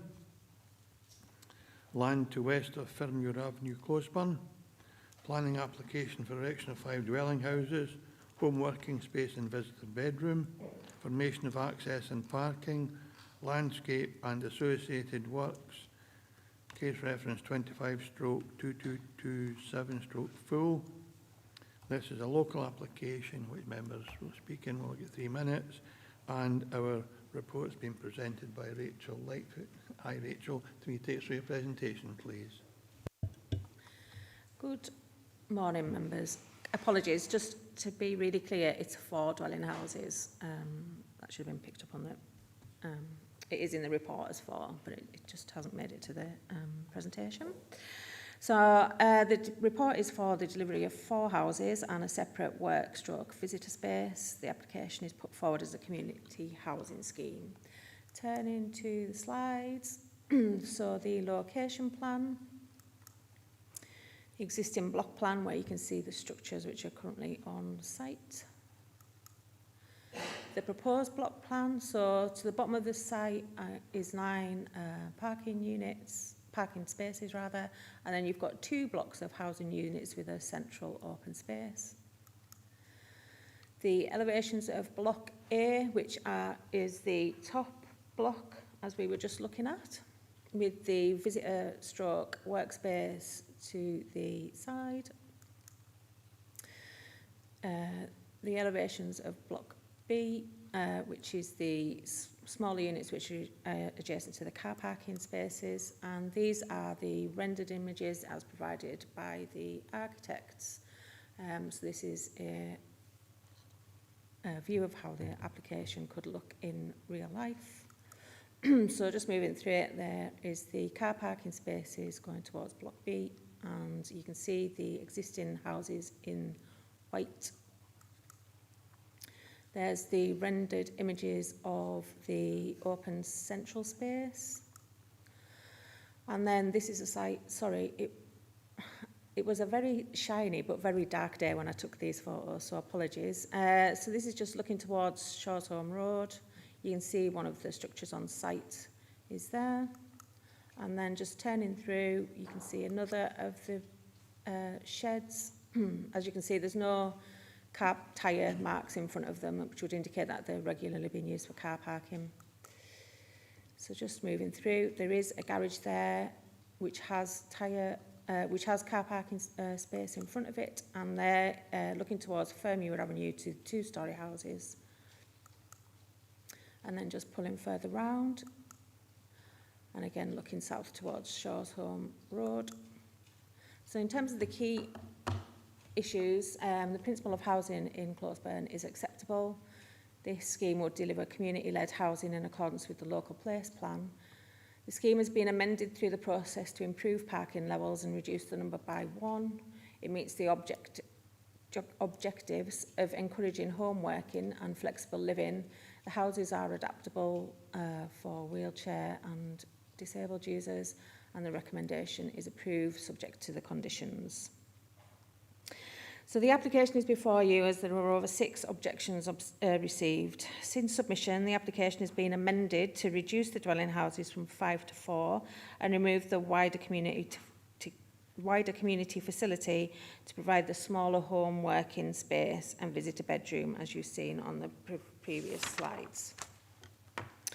In terms of principle, the application delivers community housing in a village.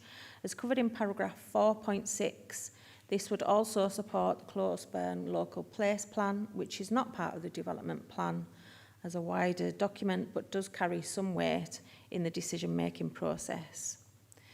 Queries were raised by a number of objectors in relation to the community facility. As originally submitted, there was a larger space which has now been replaced by a home working space and visitor bedroom.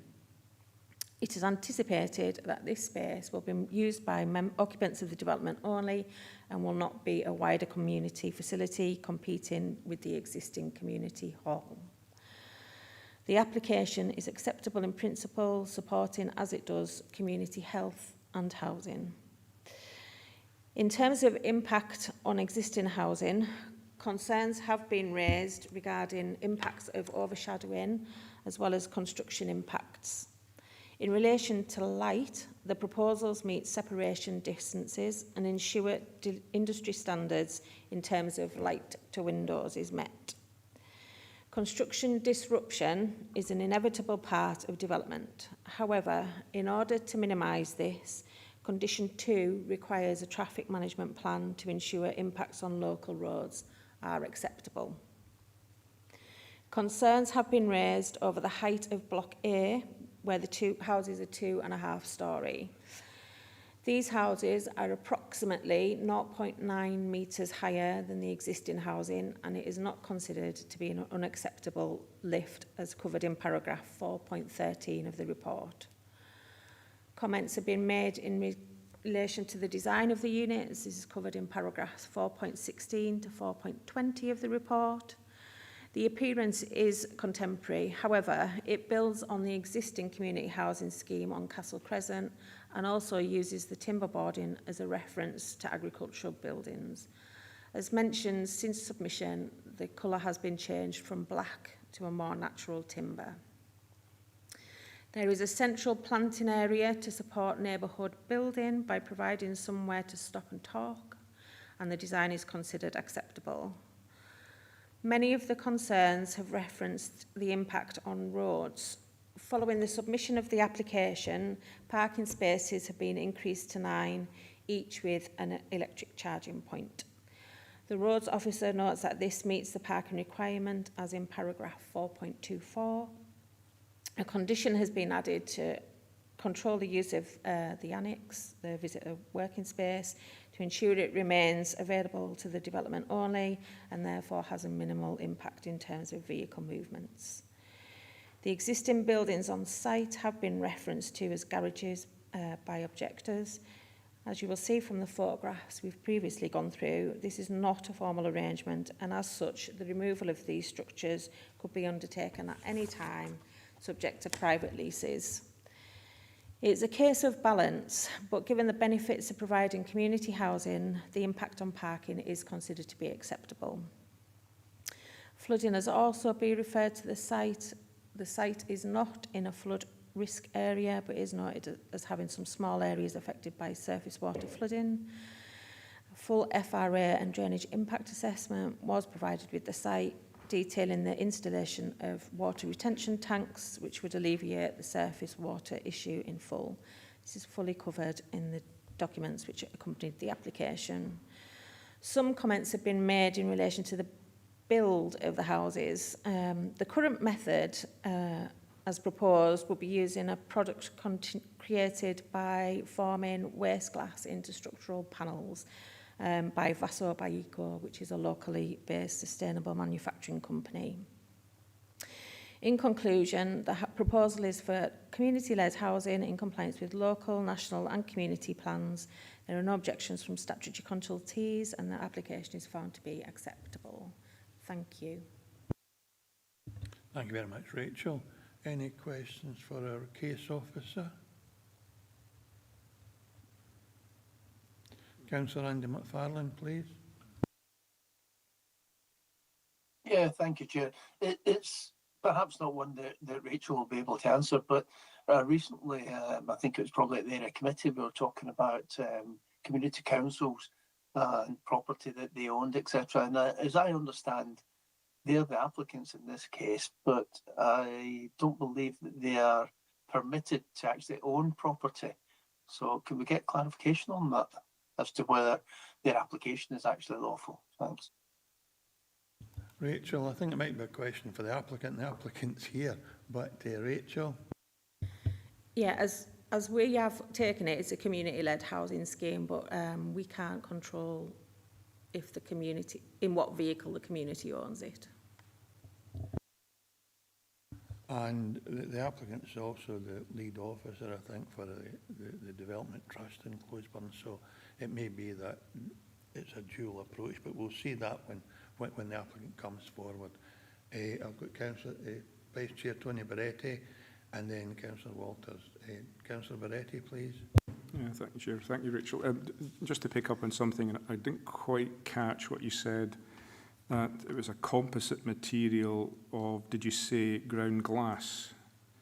And you said it was local manufacturing. Now, am I right in saying that that is a material which is exceptionally new to the building industry because of its modular ability to be moulded into different shapes? Is that right?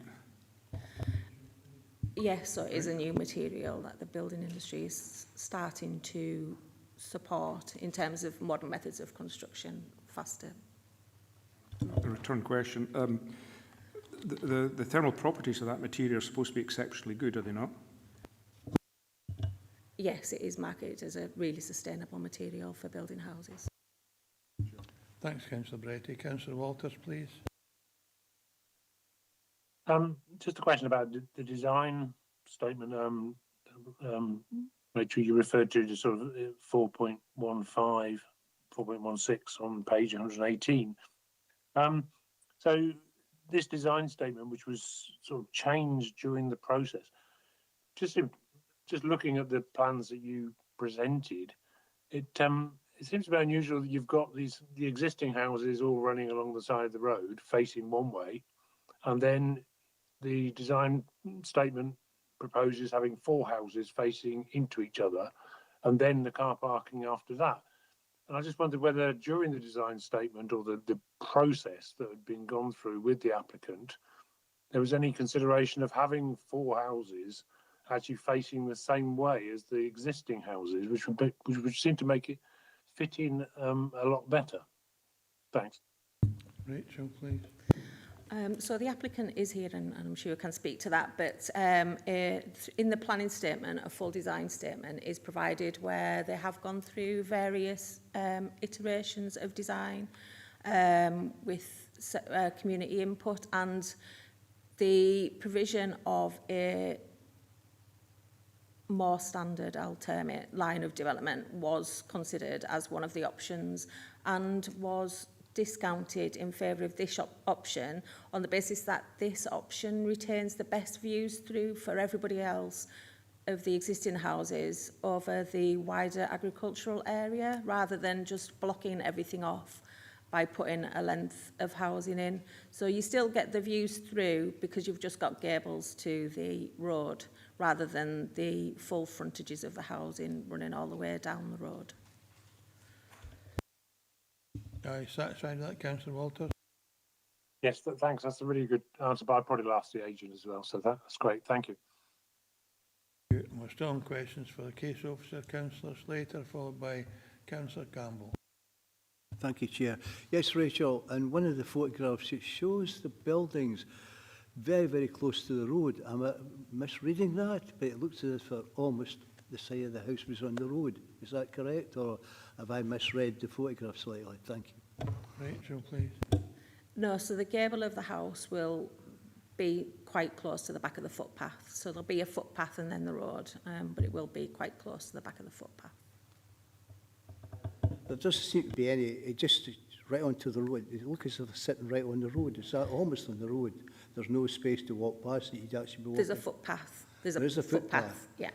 Right, okay. And that's, there's condition that also requires the upgrading of that footpath.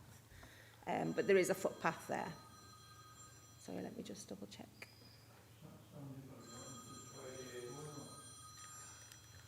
So condition 3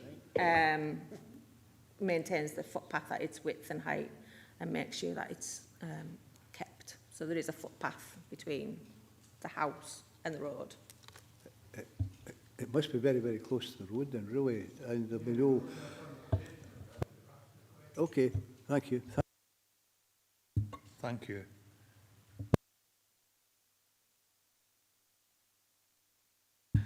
Thanks, Chair. No, I'm just curious, in the report, the Civil Aviation Authority was asked for a comment.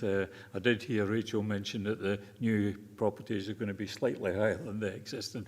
I don't think that was the case, but just curious why it was in the report. It's just that it falls into an area where we notify them of applications just in case. Normally they do come back on everything to say that there's no objection to anything. Unless it's a high turbine, it wouldn't normally worry a plane. Satisfied, Councillor Campbell? Well, thank you. If there are no other questions for a case officer, we'll move to the registered speakers. We have Neil Williamson, who's proxy for Mrs. Williamson, an objector, and he's on Microsoft Teams. Neil, are you with us? Yes, I'm here. Neil, I'm sure you have been listening to what the process is, but you will get 3 minutes to make your presentation. I will remind you with 30 seconds to go to bring your presentation to a conclusion. And if you've been kind enough to wait in case any elected members have questions for you, I'd be grateful. So whenever you're ready, Neil, thank you. Okay, thank you for giving me the opportunity to speak on this. Yes, representing my wife, Laura Williamson, but I also have the support of many local residents within the village. There is much concern within the village that this development is being progressed without the support of the community. It is clearly an architect-led design and does not reflect what people in the community want. The material planning issues being raised are as follow.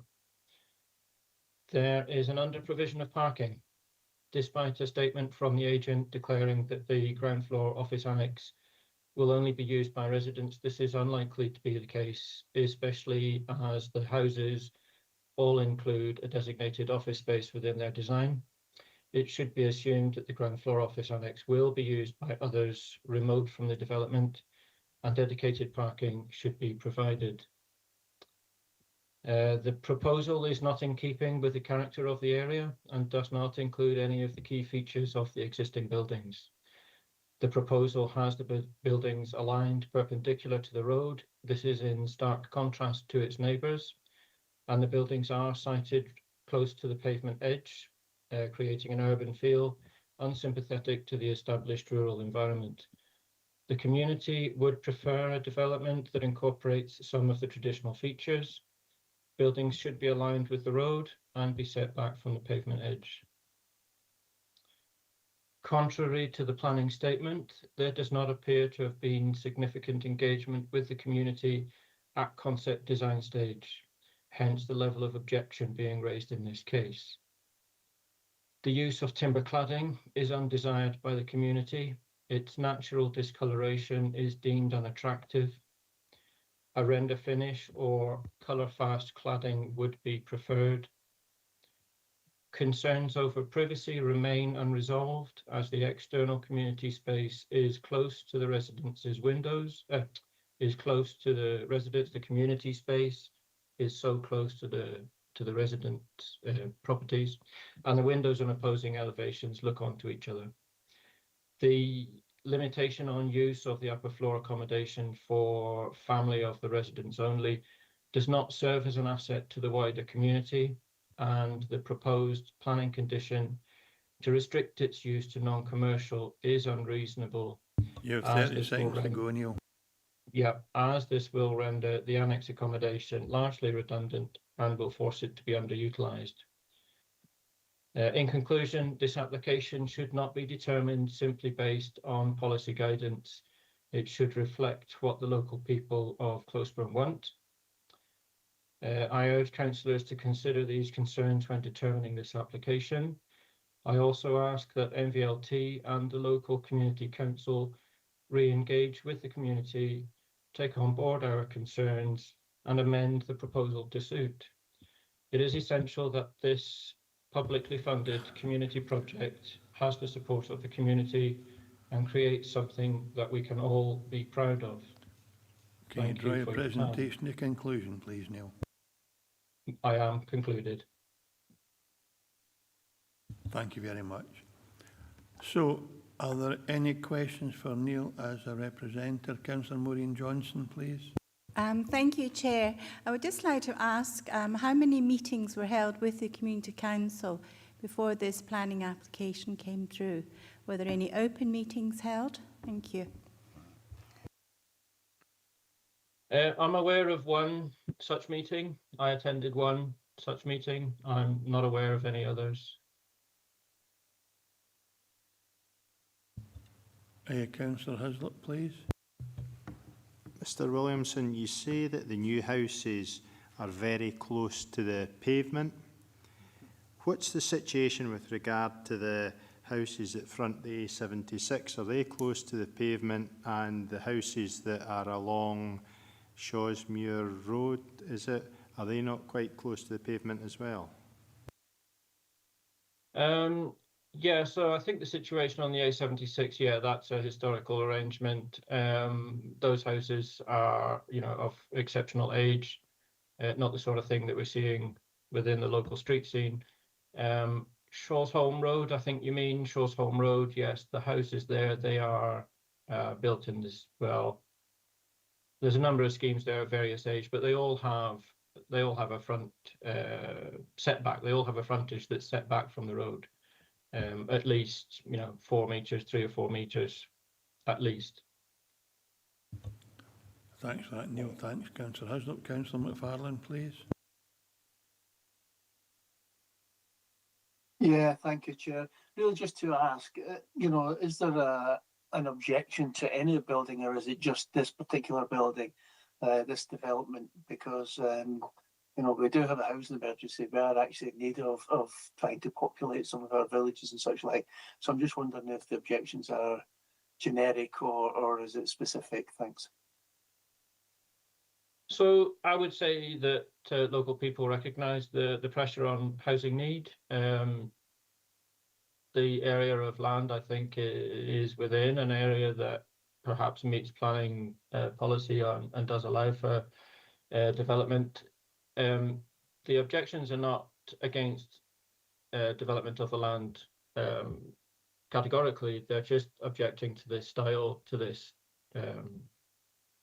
development of this type. Thank you, Chair. Thanks, Councillor McFarlane. If there are no other questions for the objector, thank you very much for coming forward, Neil, and your points are noted. We now come to the next speaker, registered speaker, which is Mike Steele from Closeburn Community Council. Mike, if you'd like to come forward, please. I'm sure you'll have realised the process by now. You'll have 3 minutes to make your presentation. I'll remind you with 30 seconds to go to draw it to conclusion, and they've been kind enough to wait. And I'm sure you'll be able to, at a later stage, address the questions by Councillor Johnson, etc. That will come after your presentation. So whenever you're ready, just be my guest. Thank you, Mike. Thank you, Mr. Chairman. Councillors, I come today as a community councillor and also a trustee of Nith Valley Leaf Trust, which is an arm, in effect, of the Community Council. We have consulted widely with the community, and I will come to the local place plan in a minute. But our ethos and our aim is to provide affordable, energy-efficient homes for young people, particularly families. And they will be for rent. And we already own 5 houses. 3 of them are passive houses, which we built in 2020. They won the National Award for SURF because of their construction. And these houses will reflect that sort of style. So they, in my opinion, they would reflect a modern version of our village. The people who live in our current houses find them very cheap to run. They like them. They are nice houses. They do go silver, but that's a bit like DG1 over the road.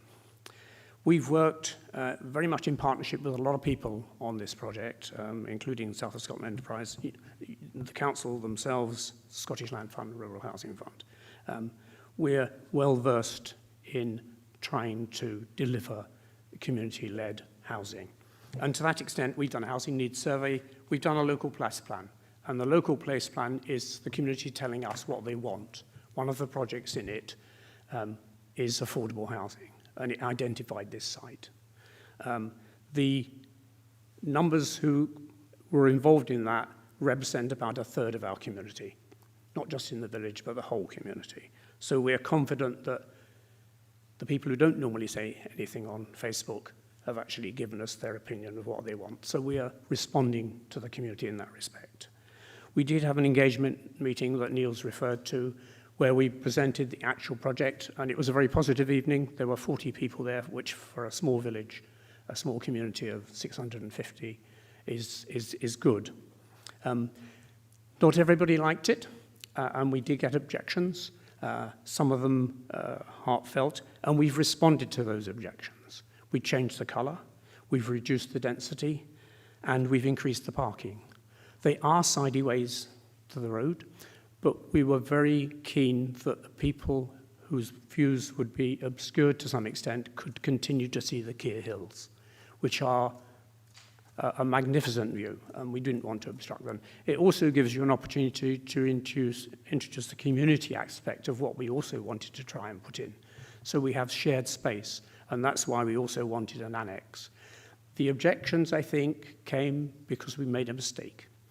The architects labelled the annex as a community centre, and that was never, ever our aspirations. We just wanted to have a space for home working and to do your homework. We have a village shop that's running at the moment. You can't go there because it's bustling and noisy. The village hall does a fantastic job in what it does.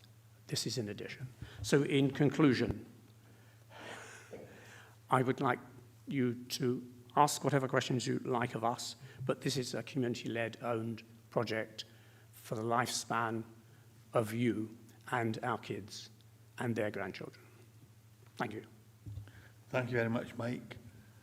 There have been a number of questions raised that I'll just ask members to, if they still want to raise them with you.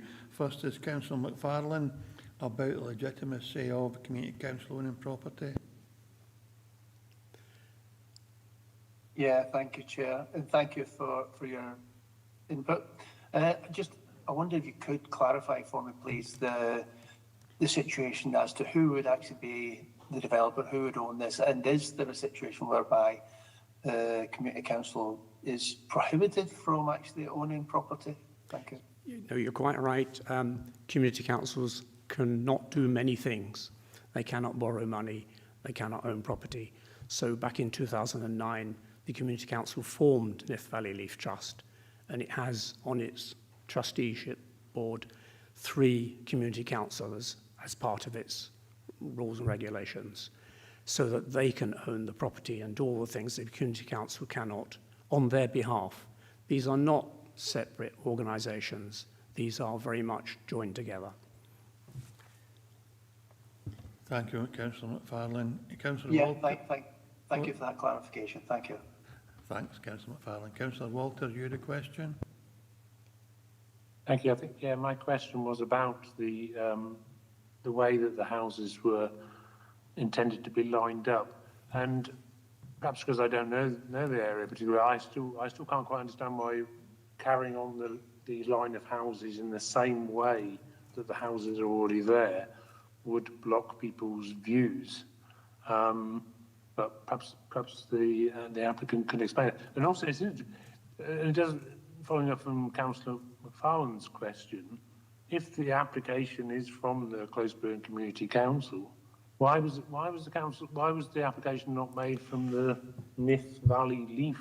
If it's those people who are going to be owning and as far as I can tell, running the properties. Thanks. That's 2 questions. Yeah, the latter question is quite simple, and that's money. The council give a discount for community councils to make planning applications. They do not do that for community-led organisations within the rural area. And I would suggest that that should be revisited at some stage, because they are doing some really good work, not just ourselves, around. So you get it for half price, in effect. But as I said earlier, we are one body, in effect. And that's why in a small village, in a small community, we work reasonably well. Clearly, we don't get everything right, as Neil is representing, and we're happy to learn. I should say we're happy to accept all the conditions on this plan. You could turn the houses along. I think it would form a big block and would actually be quite oppressive if you did that, because it would not let the views through. So that's why we're sideways. We'd happily revisit that if you so wish, but at the moment I think we've come to the best compromise. It's very difficult to know what the community want when you're a community council or a development. So we've taken as many views as we can and made a decision in effect. Can I also say on the main road there are modern houses that are actually front on, and they're actually very close to the road. Wood End Avenue, the bungalows that were built after the original village back in 2015, I think it was. They would be similar in this way. Thanks for that response, Mike. I have a legal representative looking to give us a bit of advice. Thank you, Chair. It's not directly relevant anymore to this application, as Mr Steele has explained, how the land is going to be owned. But sitting here as the Council's legal representative, I didn't want to remain silent on the point of whether or not it is competent for a community council to own property. It's perhaps not advisable for a community council to own property, but it is possible, and we do have some community councils within our regions that own heritable property. So I did not feel comfortable sitting here as the council's legal representative with that statement being made saying that it's not possible when it is legally possible. Thank you, Laura. It's really helpful. And I see Councillor McFarlane wanting to respond to that. But I think as well, I'm sure North Valley Leaf Trust will exist even if the Community Council no longer exists, because there'll be an entity in their own right and the retention of property will be built into that. Councillor McFarlane, I have other speakers. Did you want to come back just on that point? Yeah, thank you for letting me back in, Chair. Yeah, I understand that there are some community councils who do actually own property, but I believe that that is of long standing and that the legislation that changed in property as of now. Thanks. I think that's right. Thanks, Councillor McFarlane. That's helpful. So I have a couple of speakers that did ask questions. I'm going to invite them to rehearse it again, and then I've got Councillor Baretti. So Councillor Slater also wanted to ask a question about properties being close proximity to the road and side on. Councillor Slater.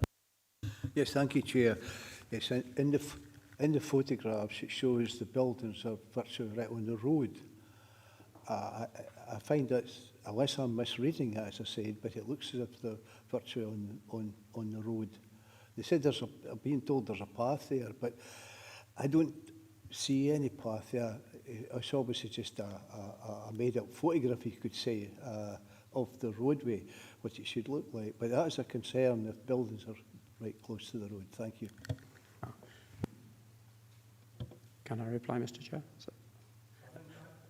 Yes, of course. Yeah. I think one of the conditions is that the path has to be maintained. I don't know how wide a path is. It's probably 1.5 meters, a couple of meters. So if it wasn't in the diagrams, I apologise, it's not illustrated correctly, but there will be a path that has to be maintained. The only place it will have a drop curb is where the car parking entrance is, at the sharp end of the piece of land. Can I say this is a really awkward piece of land? You would not traditionally build houses here. And if we can demonstrate to others that it is possible, that will open up lots of opportunities in other communities where there are really tricky bits of land that you can actually build, for us, affordable houses for rent for young people, which is what we're really interested in. Yep. Thanks, Mike. Thanks, Councillor Slater. Councillor Johnson, I think your question has been answered, but you did ask about community consultation, and I suppose it will go without saying that every community council meeting should be a public meeting in any case. Correct, yes. Can I say they are? We are usually very disappointed about the number of people from the public who don't attend. We try really, really hard. I think we do, but we'll not digress into that, Mike. You have responded appropriately to the question Councillor Johnson asked. Councillor Baretti, please. Yeah, afternoon, Mike. I apologise if I don't make enough attendances at that community council. I will try in the future, but you mentioned local place plan, which was recently adopted by E&I committee, Dumfries and Galloway Council. How does that put you in the position or what you've already said? But there's also another question. I picked up on the fact that you're using a material which is exceptionally thermally efficient, developed and produced in Dumfries and Galloway.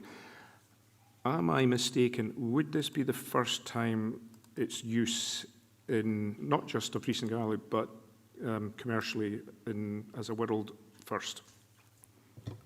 That's not quite correct. There's a school that's been made out of these panels down, I think, in Essex, and has been there for 5 or 6 years, so they are using that as a model. It would certainly be the first housing project using these materials. They are crushed glass, which sounds dreadful, but they are really highly insulated. They're very strong, so the building techniques are slightly different. You can flat pack them and bring them in, which from a traffic management point of view would obviously be a bonus. And ECO of Annan are setting up a manufacturing plant in Dumfries to actually produce them locally. So there's employment. So South of Scotland Enterprise are very keen that this, in a way, become an exemplar that other communities, not just in Scotland, could follow. So we're always very keen, as we were with our passive houses, to push the boundaries forward. And from a cost point of view, there's a big cost saving. It's best part of £500,000 that if you go down this route, you should be able to deliver 4 houses. The price of conventional building, even timber framed, is now really very expensive if you want to charge a reasonably fair rent at the other end. This will involve us in a mortgage, as it's always done, but we don't want to make sure that the rents are so high that we don't attract people in or back. Local place plan, by the way. I think, Tony, we're digressing into a conversation here. Thanks, Mike. Any other questions for the applicant? Mike, thanks very much for coming forward. Oh, I had David. It was just about the glass material. We're not going into a conversation with that. It's just the wear on the glass. Is there any possibility that wear on glass would come into back into the environment? That's all. Thank you. The answer is no. Thank you very much for coming forward, Mike. Members, we're in session.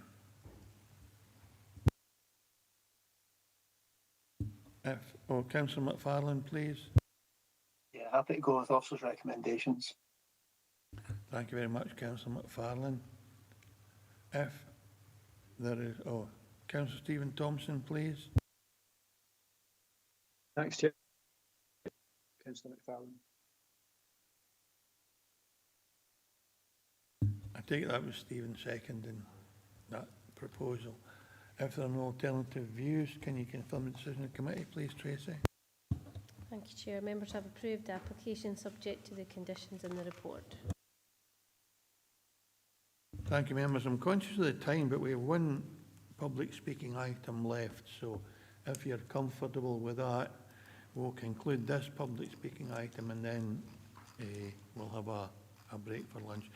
Councillor Dennerley, are you happy to go on with this last agenda item before we break for lunch?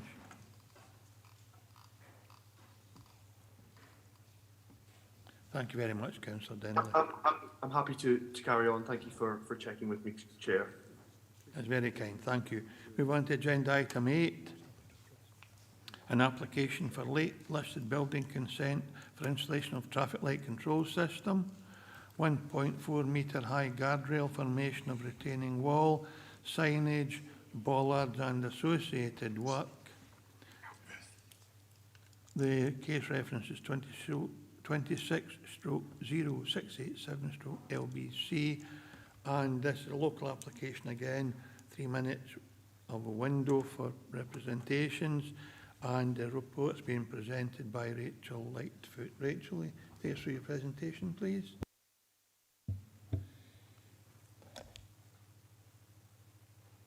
Thank you.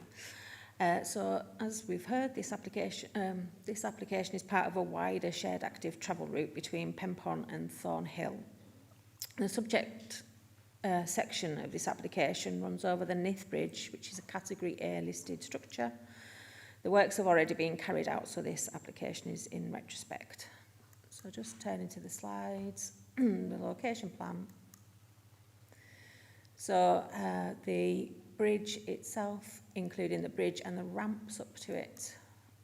The block plan, so the guardrails at either side of the physical crossing over the river on the ramps. So this just shows the guardrail locations, the barrier which says proposed but is actually in place now, the street furniture which is all in place. And this is just the views. So this is looking east towards the bridge. You can see the guardrails to the left of the traffic light. Another area of guardrail and by the traffic light to the other side of the road. Views of the guardrails from the east end of the bridge. Again, the guardrails looking east. Steps which are being created and the guardrail looking east. Just looking to the northwest side of the bridge. Again on the north of the bridge. And this is the central, what I'll call bridge portion, so the area which actually crosses the river. The central refuge of that structure and the traffic control pole. And then this is the view from Street View looking west over the bridge. As you can see, again, the bridge itself, as it crosses the river, has no guardrails. The guardrails are to the ramped sections of the bridge to either side. So the key issues are that this is a Category A listed structure. The works form part of the active travel route linking Pempon and Thornhill. The street furniture is deemed necessary to improve the safety and accessibility of the overall route. The works are not considered to undermine the special historical interest of Nith Bridge and are reversible, and the recommendation is to approve subject to condition. So the application has resulted in more than 6 objections being received. As noted, the works have been undertaken, as you've seen, and therefore their impacts can be fully appreciated. The main issues of concern have centred around the guardrails which are being installed and were shown on the pictures. Historic Environment Scotland were consulted and did not offer any comments on the application. The Council does have a duty under the Listed Building Act to have special regard to the setting of the listed building and any features of special or historic interest. In this instance, we do acknowledge that there is a level of harm which will occur in part to the listed structure. However, the overall significance and special interest of the bridge as a historic river crossing point remains. Whilst the ramps to the bridge are affected, the central portion of the bridge itself is unaffected, which maintains its open view over the river. Officers conclude, therefore, that the wider benefits of ensuring an active, sustainable travel route, which is safe and encourages accessibility for all users, outweighs the harm caused. The structures can all be removed should they become redundant, and this has been included as a condition. We are aware that concerns have been raised in relation to Historic Environment Scotland in relation to their response to the application. However, this is not relevant to the consideration of this application in relation to the view that officers have taken. We do accept that a level of harm is caused, but this is reversible should the works no longer be required, as I've said, and we have covered this by condition.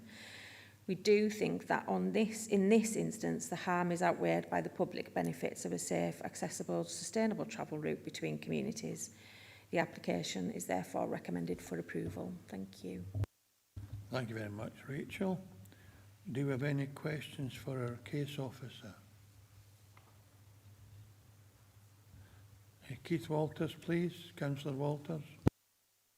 Thanks, Chair, and thanks, Rachel, for your report. And just on page 128, I suppose, and the point 410, you're saying that the level of harm to the bridge is outweighed by the safety and accessibility. And there also seems to be a big push of the point that these can be removed. And I can't imagine any circumstances where safety features that are regarded as safety features for active travel thing will be removed. So does that seem to make any sense to have that as one of the reasons for keeping them, that they can be removed, if it doesn't seem to be any likelihood that they're going to be removed? Rachel. So part of the balance when we're looking at a listed building application or structure in this case is, what is the harm caused? Is that harm reversible? Is that harm outweighed by other public interests that we consider outweigh the harm in this point? At this, in relation to this, the guardrails can come out. There might be different structures in future which could be used, which have a lesser impact. The removal of those guardrails would not have a long-standing impact on the structure of the bridge, and therefore the impacts are reversible, and that's why we place somewhere on the longevity of the impacts of the interference in the listed building when we're considering harm and levels of harm that are caused. Thanks, Rachel. Councillor Walters, content with that?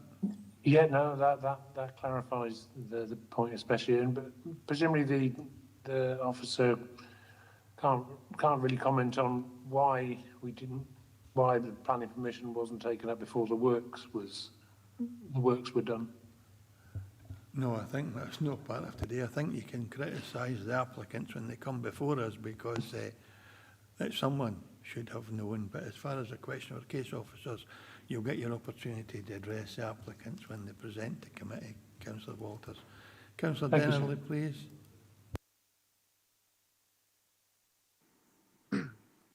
Thank you, Chair. Just a quick question, and thank you, Rachel, for presenting. Just mentioning about the biosphere and the biosphere reserve around the area. I know that the bridge is obviously historical and they have the river running underneath. I just wanted to ask if there is any of the steps that have been implemented or the guardrails, if that has any impact on the biosphere reserve. Does they have anything in their policies, or is everything in line? Thank you, Councillor. So, because this is a listed building application, the only elements that we look at are elements which affect the listed building. We don't go beyond the listed building in this application.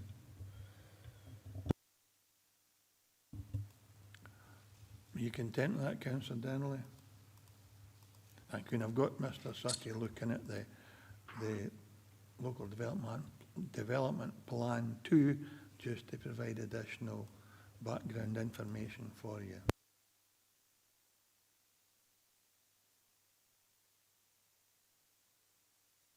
Whilst David's doing that, is there any other questions for our case officer? Yeah, no problem. I'm happy for David to give any further information. Thank you. We'll just give David a minute. Here we go. Mr. Sutty, please. Yes, I was just checking that. It does just fall within the transition zone, but as Rachel rightly says, all we can actually look at with a listed building consent application is the effect on the character of the listed building itself. So any other aspects would have been considered as part of the planning application. This one is purely the effect on the character of the listed building. I see Councillor Dennell acknowledging that, so thank you very much. Yes. Thank you both for clarifying that. Thank you. So there are no other questions for our case officer. Move to registered speakers. First we have Duncan McPherson, an objector. Duncan in person. I'm sure you've been here for a long time, Duncan. You will know the procedure well. 30 seconds. 3 minutes. I'll remind you with 30 seconds to go to bring a presentation to conclusion. And then if you can wait in case there are questions for you, I'd be grateful. Whenever you're ready. Okay, well, good afternoon. Thank you for the opportunity to express my objections to the application for late listed building consent. My objection concerns only the erection of the metal barriers to the bridge approaches, which is for 2 reasons. The first one is it's been badly designed. Second one, it's unnecessary. Dealing with the first objection, we can now see the full insensitive nature of this over-engineered barrier for what it is. It's a highway standard, shiny galvanised guardrail designed to protect pedestrians from motor vehicles and not to safeguard users of the active travel path from falling over the bridge parapet wall. It is obvious to me that the design consultants have merely copied and pasted a standard specification from another roads engineering project and applied it here without any consideration of this particular location and purpose, which is a Category A listed building of national importance. I would ask members of the committee, before making a decision, to see for themselves the full horror of this insensitive installation. It totally ruins the visual appreciation of our historic bridge. In the words of King Charles, it is a monstrous carbuncle on the face of a much-loved and elegant friend. My second objection is that the barriers are unnecessary. If the argument is that they are required to protect users of the path from falling over the low stone parapet wall, then why do they not extend the full length of the bridge? There is no protective railing above the actual river, which defies the logic of having a barrier at all. The parapet wall, while marginally higher over mid-span, is still well below the recommended safe height of 1100 millimetres. If it is deemed absolutely essential to have a safety railing, then at least give some thought to its purpose and appearance in such a historic setting. Possibly a simple black painted tubular rail has been used extensively on other sections of the path would suffice. Not this awful, unsympathetic arrangement of stepped prison bars which have not even been installed as per the drawings and which totally dominate views of the bridge. The Planning Officer's report states that Historic Environment Scotland have not objected to this application, and while that is technically correct, HES's response has been no comment, 30 seconds to go. which is not the same as no objection. That Historic Environment Scotland couldn't even summon up enough interest to look at this proposal is a disgrace. If no comment is the best that the guardians of our built heritage can do, then I despair for the protection of other less important structures in Dumfries and Galloway. In conclusion, I appeal to members to deliberate on the precedent that approving this application as built might set for future works in our listed structures. The solution is very simple. Remove the offending railings and restore the visual integrity of this historic bridge for the next 250 years. Thank you. Thank you very much, Duncan. Any questions for Duncan as an objector? In that case, Duncan, thank you very much for coming forward. Next registered speaker is Martin Robertson on behalf of Architectural Heritage Society of Scotland. And again, Martin, you have the same 3 minutes. I'll remind you 30 seconds to go, and then I'd be grateful if you'd wait in case members have questions for you. Just whenever you're ready, Martin.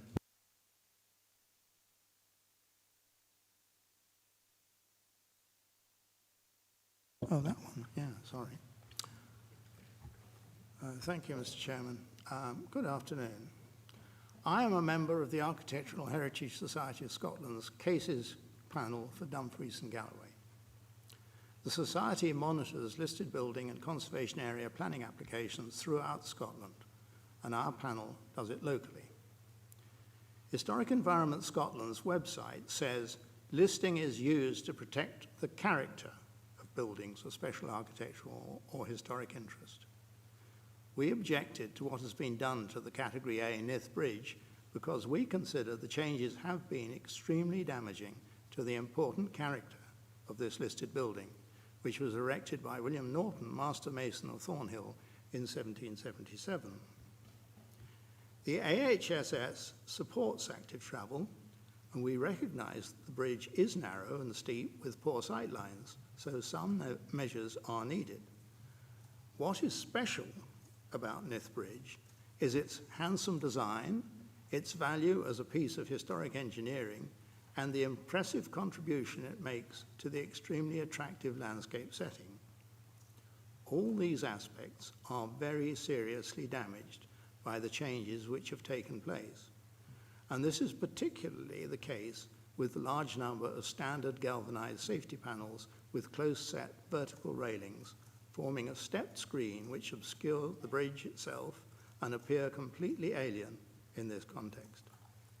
These panels have, however, not yet been given their permanent fixing and can be easily removed for reuse elsewhere. Nith Bridge is not a standard structure, but a special one, and should be treated sensitively with a scheme designed specifically to protect its special character. Safety railings need not be complicated or expensive. There are alternatives for safety railings in heritage locations, and more sensitive solutions can be found all over Scotland. We would suggest that a far more appropriate design could be produced for Nith Bridge. This would not be stepped, but ramped to match the bridge profile, and then would still protect pedestrians and cyclists without dominating the scene. Crossing the Nith Bridge should be a highlight of the new active travel route. It was a wonderful structure in a wonderful setting, but now a careful redesign is needed to limit the visual damage that has occurred. You have 30 seconds to go. We asked the committee to refuse this application for listed building consent so that a more sensitive and appropriate treatment can be found for this very important structure. Thank you. Thank you very much, Martin, and thank you for being so concise. Any questions for Martin? Councillor Maureen Johnson, please. Thank you, Chair. It's just a quick one. It's just how many people have actually fallen off that bridge in 1777, and why, you know, and was there a need for these barriers to be erected? That's above my pay grade, I'm afraid. I don't know. Any other questions for Martin? In that case, sir, thank you very much for coming forward. Oh, I do have Councillor Slater. David? Yes, thank you, Chair. Yes, I have got to be honest with you, looking at the barriers on that bridge look pretty poor, I have to be honest with you.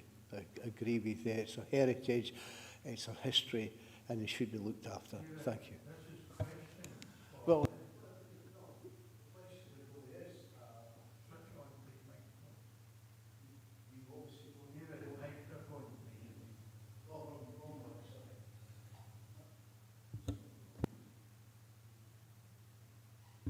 I suppose the question is, obviously, you obviously don't really want those barriers there. And I'll have to be honest with you, I think they look terrible. And obviously, that's really my question to you. You obviously think they should be looking after our buildings and heritage a lot better than what they're doing. Thank you. Just whenever you're ready, Martin, yes. Well, I'm afraid I couldn't follow that question. My hearing is not sufficient. I'm sorry. I think the question was, you're clearly not satisfied with the current arrangement, and Councillor Slater just asking you to verify that you do not support and like the current arrangement that's in place. No, I object to it strongly. That was the question. But then thank you. We did object to it, yes. Right. Thank you. If there are no other questions, thank you very much for coming forward, Martin. Thank you. Thank you. Our next 8 registered speakers are The applicants Caroline Buck and Maureen Halkett, if you'd like to come forward, ladies, please. You will have a joint 3 minutes, no each, but 3 minutes in total. I will remind to make your presentation. I will remind you with 30 seconds to go to draw your presentation to a conclusion. And I know that you will have a question about why the application for listed building consent was late, but that will come as part of the questioning after you do your presentation. So do your presentation first, please, and then we'll have questions for you after that. And just whenever you're ready. Good afternoon, Mr. Chairman, councillors. Maureen and I are here today to represent the Keir, Penpunt and Tinran Development Trust, who is the client for the design and construction of the active travel path between Penpunt and Thornhill. We are a small band of volunteers with the very best of intentions, trying to improve the sustainability and connections in the community. The active travel path is an integral part of this, and its success is evidenced by 1,600 passes in rainy March on a people counter situated just west of the Nith. We have no expertise in engineering, but with regards to the infrastructure in Nith Bridge, we have been very ably guided by DGC Roads and Safety via our own TP&E principal designer and project manager, who sadly couldn't be here today. It's important to bear in mind that the main funders of the whole scheme, Transport Scotland and the UK Government Levelling Up Fund, have high safety standards, and they have been very generous in funding the path, along with DGC Council, Swesttrans, SOSE, SSE Renewables, and ANCBC. We couldn't stand here today and maintain the utilitarian design of the structures recently added to Nith Bridge are in any way aesthetic. But they're there to ensure active travellers are kept safe. They don't interfere with the fabric of the bridge. Other options, such as raising the bridge parapet, would have done so. If further funding could be sourced in the future, something of a more sympathetic design or modification to the present railings to make them less stand out against the sandstone of the bridge may be a possibility. Should the Council Committee be minded to refuse, please could the railings be retained for a temporary period to allow the path to continue to be used until alternative designs and resources can be negotiated and identified.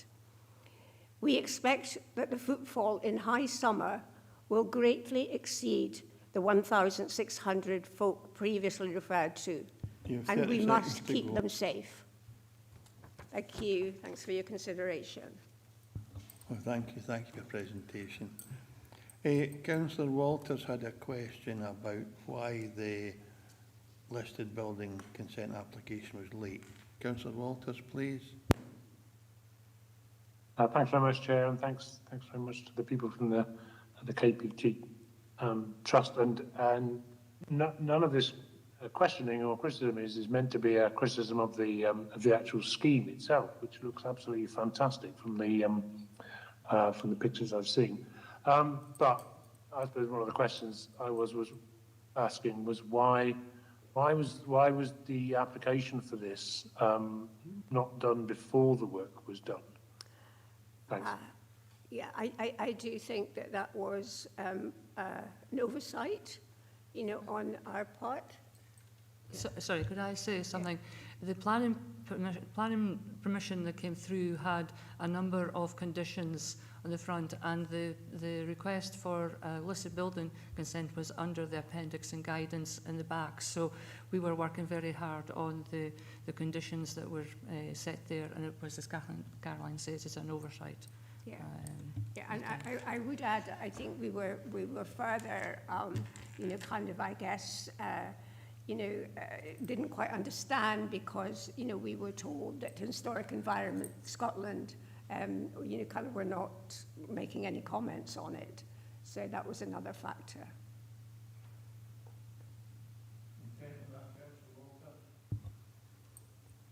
Thanks for that response. Although perhaps you might, without wanting to drop somebody else in it, you might want to look at your project manager who managed to proceed with work that didn't have planning permission. But yeah, okay, thanks very much. Thank you, Councillor Walters. There is one question, ladies, and that is, were there alternative proposals or designs put to you, or did someone simply say, this is what we have to do, and there was a reason for that? I think, you know, it's always kind of important that we bring kind of this project in as near to, you know, the amount of funding we've got as we possibly can. And I think cost was a part of it, but we weren't particularly shown any alternative designs for the railings. There was also the fact of the timescale of the funding that we had. We were under pressure to actually have spent the funding by the end of the financial year last year. So that was part of it as well. Yeah, I mean, I think it's fair to say that actually, you know, managing to get any railings at all, you know, installed in time, there was a lot of time pressure on, you know, kind of on that. And I think one of the things about the design of the railings as they are is that they can be removed for maintenance on the bridge. I think, you know, kind of if you're thinking about, you know, railings that are really in keeping with the bridge, you're probably not talking about ones that can easily be removed, you know, if the bridge in fact needs maintenance.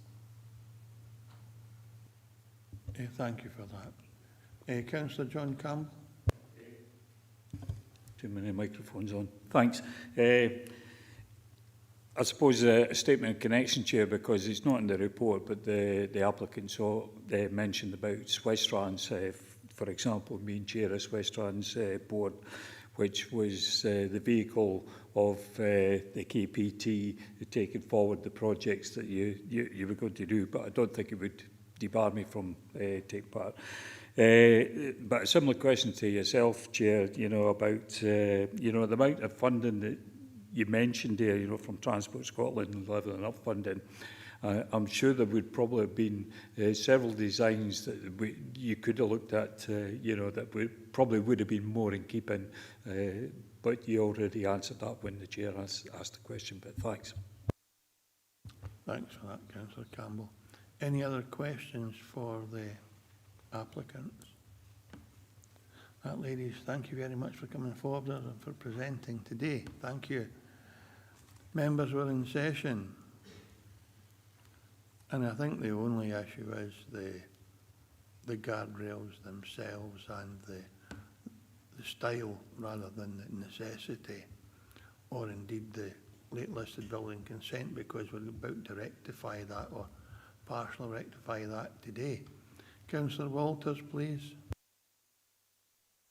If we're in session, I would be happy to put a proposal forward to refuse the planning permission on the I think the National Planning Framework for Policy 7 historic assets and places, because as the officer said, there is a balance here between the harm that's recognised to the bridge and the benefits of the active travel. But I think that looking at the pictures and the discussion, I think that the balance is that the harm is too great for a historic building. Thanks.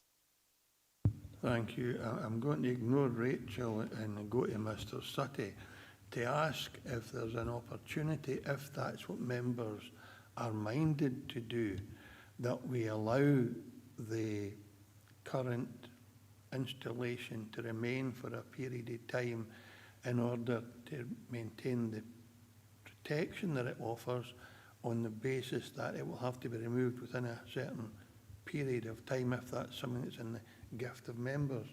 Mr. Sutty. Thank you, Chair. I'd be inclined to say that if members are dissatisfied with the particular guardrails which have been installed, and you consider that, and just to make it clear, sorry to be pedantic about this, it's not a planning permission, this is a listed building consent, and therefore you'd be looking under policies LDP 2 HE1 and also NPF 4 policy 7, as mentioned on page 127 of the report. If you are dissatisfied with what's been installed, given that it's already there, I would suggest you should be actually refusing listed building consent. But there's no obligation on you to serve an enforcement notice, given that's a delegated matter.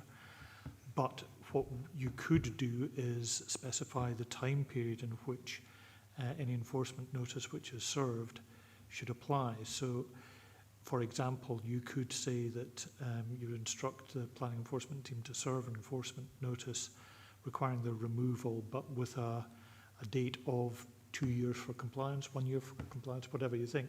But I don't think you should really be giving a temporary listed building consent for it. I would be more comfortable if members are unhappy with what's there, that you refuse it, but then require a delayed enforcement action and or the submission of a further application for something which you do consider acceptable. That's particularly helpful, Mr Sutty. I've got Councillor Slater followed by Councillor Hislop. Councillor Slater, please. Yes, thank you, Chair. I'd just like to second Councillor Walters' request. Thank you. Thank you. And it makes a refusal of listed building consent, no planning permission, but that's fine. I've got Councillor Hislop followed by Councillor Thompson. Ivor, please.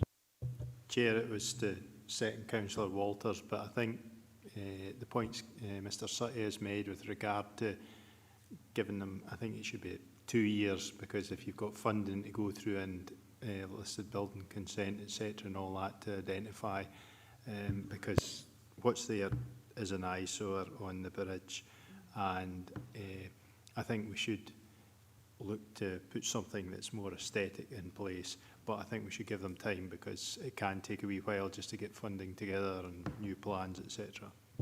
I would be absolutely happy to endorse that. The only thing is whether or no an application comes, because we wouldn't want another situation where something else is put up and members don't endorse that either.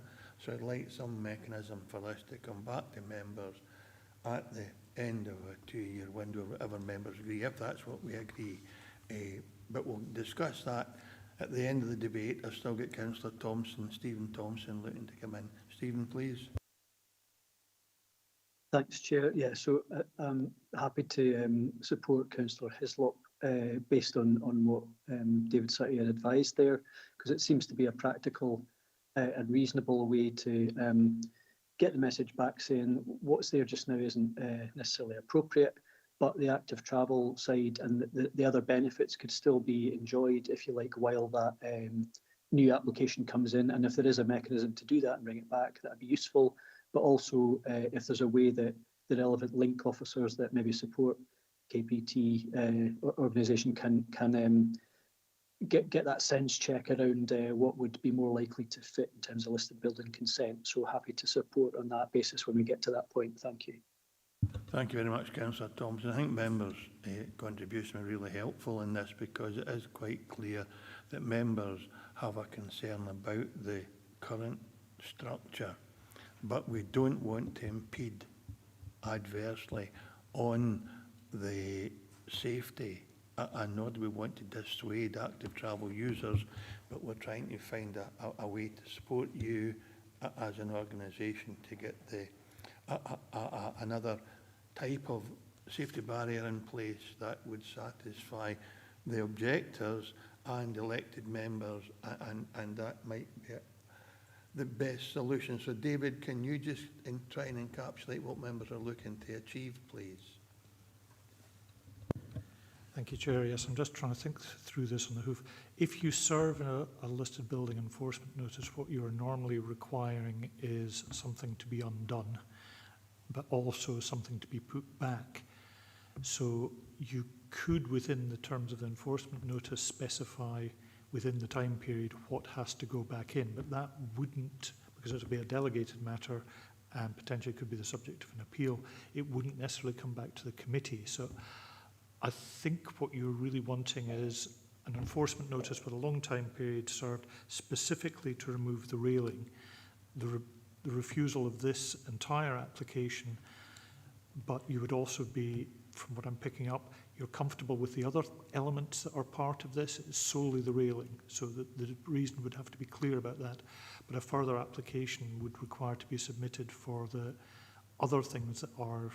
The difficulty is, if you refuse listed building consent for just the railing, you've also got all the other elements. It's one application, you can't pick and choose elements of it. So I think you'd be refusing the whole lot, so you'd need a further application either to sort out those bits which have been refused that you're happy with, or an application to come in for absolutely everything with a revised scheme that you're presumably, hopefully content with. Sorry, I'm turning to Laura to see if there's any assistance you can give on this, because Laura, please. No, I agree with how David's phrasing it. So, convoluted as it is, can you then, Tracy, advise members what Mr. Sutty has suggested and give us your advice on how best we should proceed? Thanks, Chair.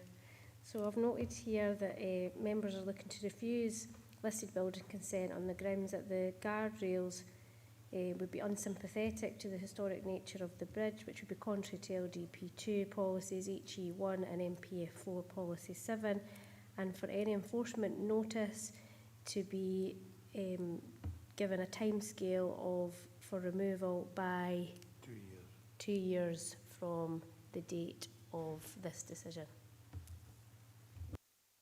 David or Rachel, does that provide the applicant with the comfort they need and the guidance they need in relation to what we expect to see, and we'll delegate that to officers, or else they'll have to come back? That side of things I'm comfortable with. The bit which is still buzzing around in my head is the fact that the description is installation of traffic light control system, 1.4 metre high guardrail, formation of retaining wall, signage, bollards and associated works. Only element of that which you're uncomfortable with is the 1.4 metre high guardrail.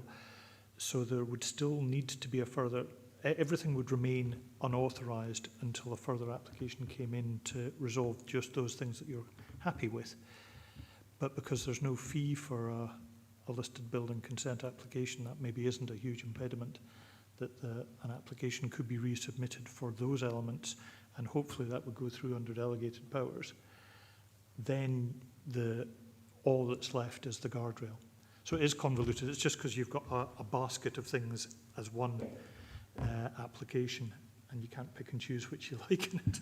Which is fine, and for me, I'd be happy to refuse it all and wait for 2 years, because then the elements that are already there, traffic light, we don't have an issue with them now, so we'll hardly have an issue with them in 2 years' time. Yes, legally, just to make that clear, that you can't pick and choose.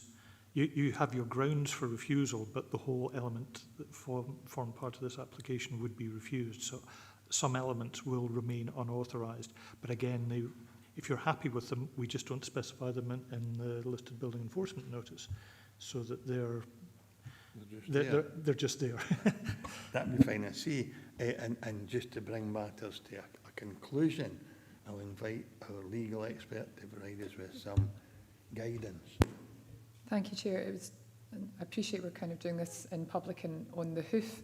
My only concern would be how this has an impact on the planning permission that has already been granted. To what level of detail with the handrails given planning permission? So if we're saying that we've already granted planning permission for it, but it's not getting listed building consent, then presumably the group would have to seek to do a variation to their planning permission. As I say, I don't know what level of detail the planning permission had. That's what I was trying to look at when you came across to me. The plans do show guardrails, but I'm not sure whether it was as prescriptive. Will the planning permission not fall, Laura, if No, we it's have two refused separate. listed It's two building consent? separate consent regimes, Chair. That's part of the problem. The group have quite rightly applied for planning permission and thought that they've satisfied the requirements because the description that they had put in for the planning permission included a reference to listed building consent, but what they haven't appreciated at the time was that they also needed listed building consent. So if we're refusing the listed building consent, and if that twins with the planning permission, then the group will also have to, we've already granted them planning permission for what they've done. Can we delegate that to officers? We would We have, can- yeah, we the can- difficulty is that you might have a situation where something actually has, well, that's not a problem. You can get planning permission, but not listed building consent. So we could accept a non-material variation, I presume, for the planning permission, even at this late stage. That would be the solution I would suggest. I just thought it was probably best to make that clear just now that although we're refusing listed building consent, they do have planning permission, and if we're saying that the listed building consent requires them to put something different there than from what we gave planning permission from, then we'll need to sort that one out as well. I hope members have been following this carefully. But again, I will rely on advice from Laura, David, and I'll ask Tracy to tell members what it is we've decided today, or we're about to decide today. Thanks, Chair. So refusing the listed building consent in its entirety on the grounds that but I'll specify that the guardrails proposed will be unsympathetic to the historic nature of the bridge, contrary to LDP2 policies HE1 and MPF4 policy 7, and for any enforcement notice to specify a removal date of by 2 years from the date of the decision, and will not be minuted, but there will be a separate process to go through from the planning application side. That's brilliant. So in summary, we have refused the guardrails today. We will not carry out enforcement immediately, but within 2 years we would expect that a different proposal will be presented to officers for their approval. Does that sound about right, David? That's it, Chair. Thank you. Ladies, I hope you grasp that. I'm sure you'll receive correspondence to that effect. And thank you for coming forward today. I know it's not been comfortable, but I think we need to get it right for the local community and for the statutory bodies that are not satisfied. So thank you, everyone. Thank you for being here today. It has gone 1:30, so we will resume again after lunch at exactly 2 p.m. Thank you very much, folks.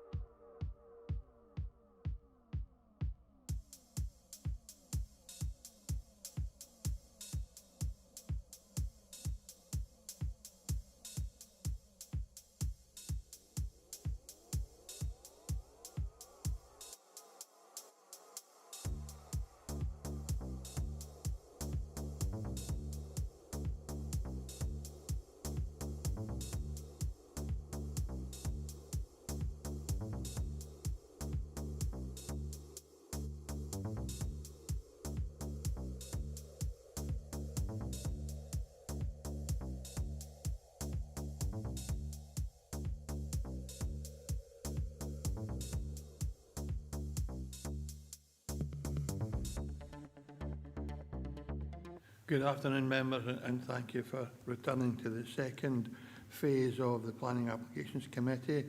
We move on to agenda item 9, Irvine House, Canonby. Planning application for a change of use of land to form holiday park incorporating 137 lodges. Alteration and change of use of lodge to form staff accommodation and housekeeping and maintenance areas.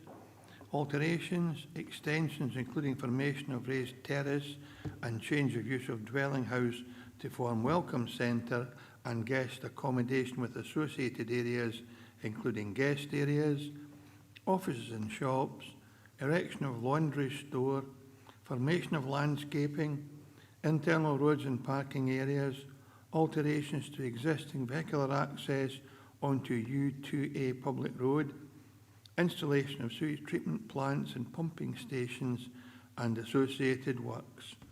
Planning reference number is 25/1666/full, and the report has been presented by Graham Smith.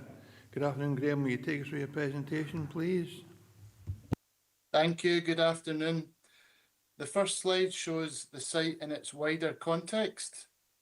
And there's also an ordnance-based location plan on page 131 of your pack. The site is midway between Langham to the north and Canonbay to the south, and is accessed off Auchenrivic Road and the A7. As you can see in the middle image, the site has the shape of an hourglass, with the northern part containing an established access, Irvine House, and its associated grounds, and the southern section an open field. The meandering River Esk runs along the eastern boundary, and the road forms part of the western boundary. There are ancient woodlands in the vicinity and a number of mature trees within the site itself, which is within a regional scenic area known as Langham Hills. The Irvine Burn and a number of other unnamed tributaries of the Esk flow through or are close by to the site. The next slide shows a couple of photos of Irvine House.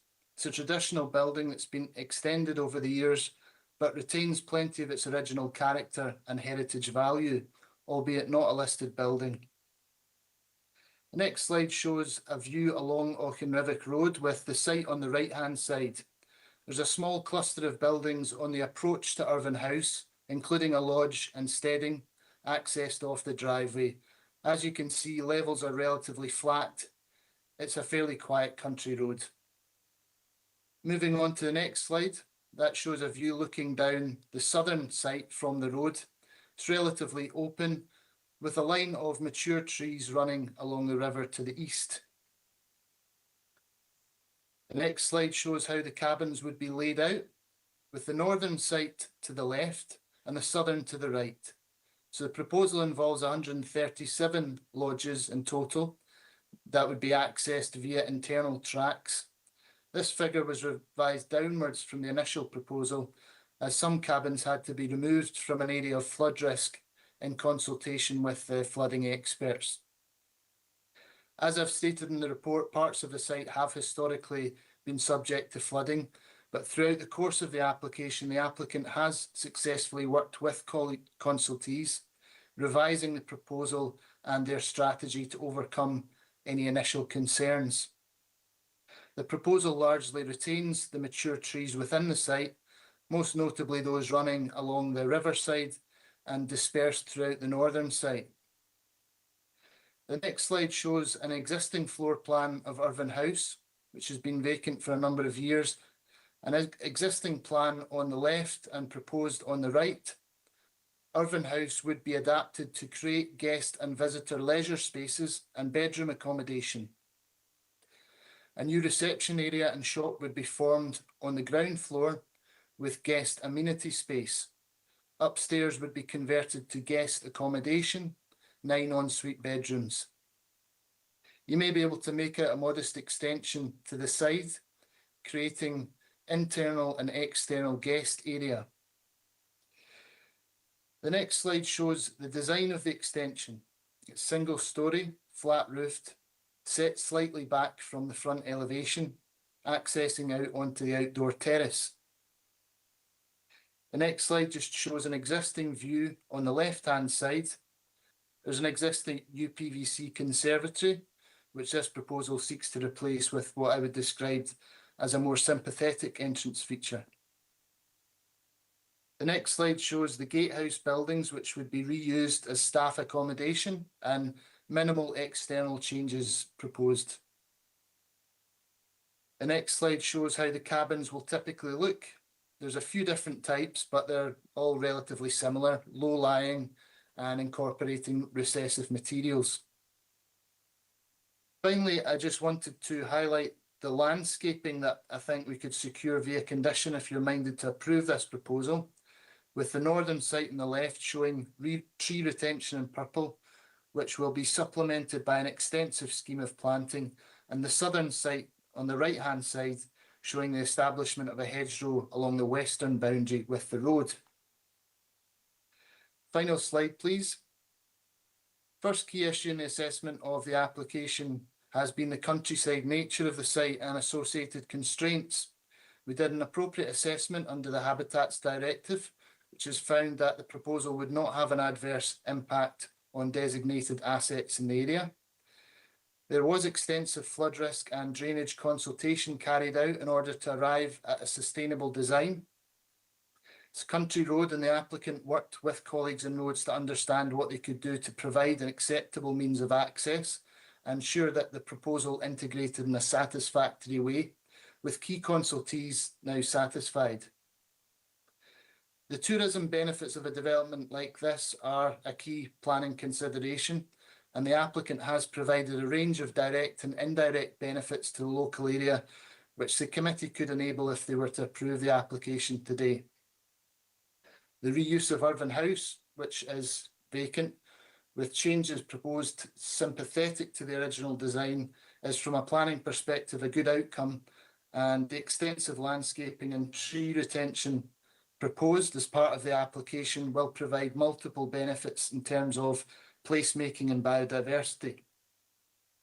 Taking all the relevant considerations into account, the application has been found to comply with the development plan. I therefore recommend it be approved subject to the conditions I've listed on pages 143 to 146 of your papers. Thank you very much. Thank you very much, Graham. Questions for our case officer? Stephen Thompson, please. Councillor Thompson. Chair, just reading through the report, and I was trying to find a reference, and it may not always be there, just about waste collection. And there's a reason for asking this. Obviously, that I think in a site like this, normally there would be an expectation that some kind of private arrangement between a contractor on the site would take care of waste. And then in relation to the conditions at the end, in terms of caravans not being used as permanent residences, I'm aware of other situations where in the region there's an overlap of waste service provision where our council's picking up waste because of a breach of that condition. So it's just really to get a sense of, is there anything in the report or anything that you can say that would speak to how any refuse or recycling would be dealt with on-site or off-site? Thank you. Graham. Thank you. Thank you. There's nothing in the report, like you say, with regards to waste. Normally that would come from roads when we're looking at bins and how a waste lorry is going to access the place. We just haven't got into that level of detail in the planning application. So we don't have those available. It would be a private arrangement, I think. The condition, yeah, I mean, there may be some issues with that condition. It's a standard condition that's been used. That's why I've attached it. If you had any suggestions about how that could be tweaked, I'd be open to hearing about that. But I've just gone with one that's consistent with other developments. Thanks very much, Graham. Before I invite Councillor Thompson back in, Mr Sutty wants to offer some additional advice. Thank you, Chair. I think in terms of the planning interests of refuse collection, it's really just the capability of the site to accommodate RCVs safely in and out, which roads officers have looked at and are comfortable with. The actual operation of it, who would be doing it, that's really something for the operator to resolve. But certainly roads comments haven't said that this is an unacceptable development in that regard. And in respect to the condition, yes, I'm fully aware of the sites that Councillor Thompson is talking about, but nonetheless, it is a standard and enforceable condition, so I'm comfortable with what's being recommended. Thanks for that, David. Stephen, do you want to, Councillor Thompson, do you want to come back in, please? Yeah, thanks, Chair, and thanks to Case Officer and for David for coming in. I think it's I'm always a bit wary because I totally support that condition in terms of condition 2. I think the issue isn't so much in planning terms; it's that inter-council communication between council tax, residency applications, and planning. And I think historically, it's not necessarily been bulletproof. So it's really just an awareness. I don't know if we're now keeping some kind of register or notification, but I'd welcome that assurance if that's possible. Thank you. Thanks very much, Councillor Thompson. You okay with that, David? Yes, Councillor Thompson is indeed quite correct that historically there have been some issues where, before we knew it, there was council tax being paid on caravans which were being inhabited permanently in breach of the condition. So it wasn't a good look that one part of the council was agreeing to something which another part of the council had not. Since those cases, which are generally historic, I think there's been far better communication with the relevant sections, such as council tax, to make sure that there isn't an occurrence of that. I'm also comfortable that at least the applicant here is a well-known local landowner who is fully aware of the implications of potentially breaching conditions on that regard. Thanks very much, Councillor Thompson. Content? No, that's perfect. Thank you. Thanks very much, Councillor Thompson. Councillor Dennerley. John, please.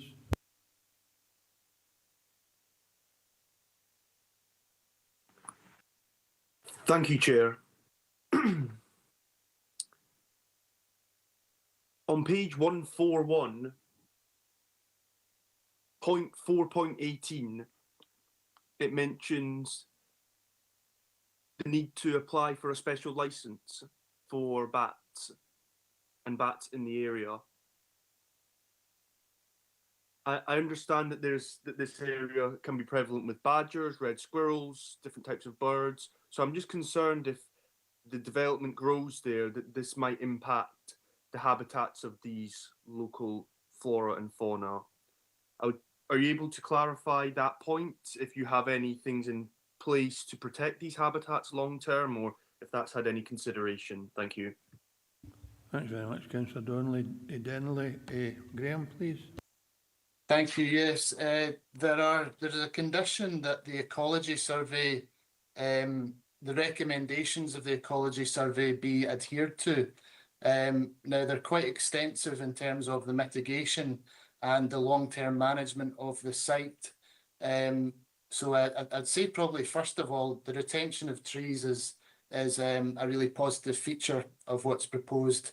As you would expect with converting older buildings, there's a procedure that you can go through with respect to pre-construction checks to make sure that you're in accordance with the legislation there for bats, as you've mentioned. But the ecology survey included an ecological clerk of works. So that I think in addition to all the planting that's proposed, I think there will be, it's in their interest to try and retain as much of the natural features of the site as possible. So we're pretty confident that what they've proposed here takes account not only the construction process and any potential impacts there, but also operationally moving forward. I think it will give the landscaping and the planting a really good chance to become established, which itself will provide benefits in terms of ecology and biodiversity. Thanks very much, Graham. Are you comfortable with that, Councillor Dennerley? Yeah, if I could just follow up on that. I appreciate your explanation, but the growing of lodges means the growing of people that are attending there, whether it be families, etc.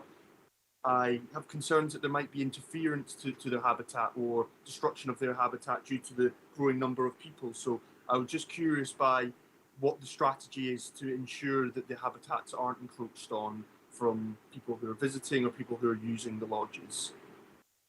Thank you, Graham. Well, the large majority of the site that is to be, where the lodges are to be, is kind of currently what you would probably describe as not of great value, of just a kind of open fields. So the land that's to be developed itself probably has limited ecological value, and I think that's reflected in the ecological impact assessment that was undertaken. But yeah, I think point taken about the operation of something like this, compared to the current, it's a vacant house, obviously, in the countryside. Bringing lodges and activity closer there is probably, you could say, naturally over time, operationally, may have an impact on certain species, albeit there's been quite a high level ecological impact assessment undertaken for the site. So I think it would be difficult to argue that, given that we've consulted Nature Scotland, we've got a suitably qualified professional carrying out the ecology survey, that has basically transpired that there's not going to be an unacceptable impact from that perspective.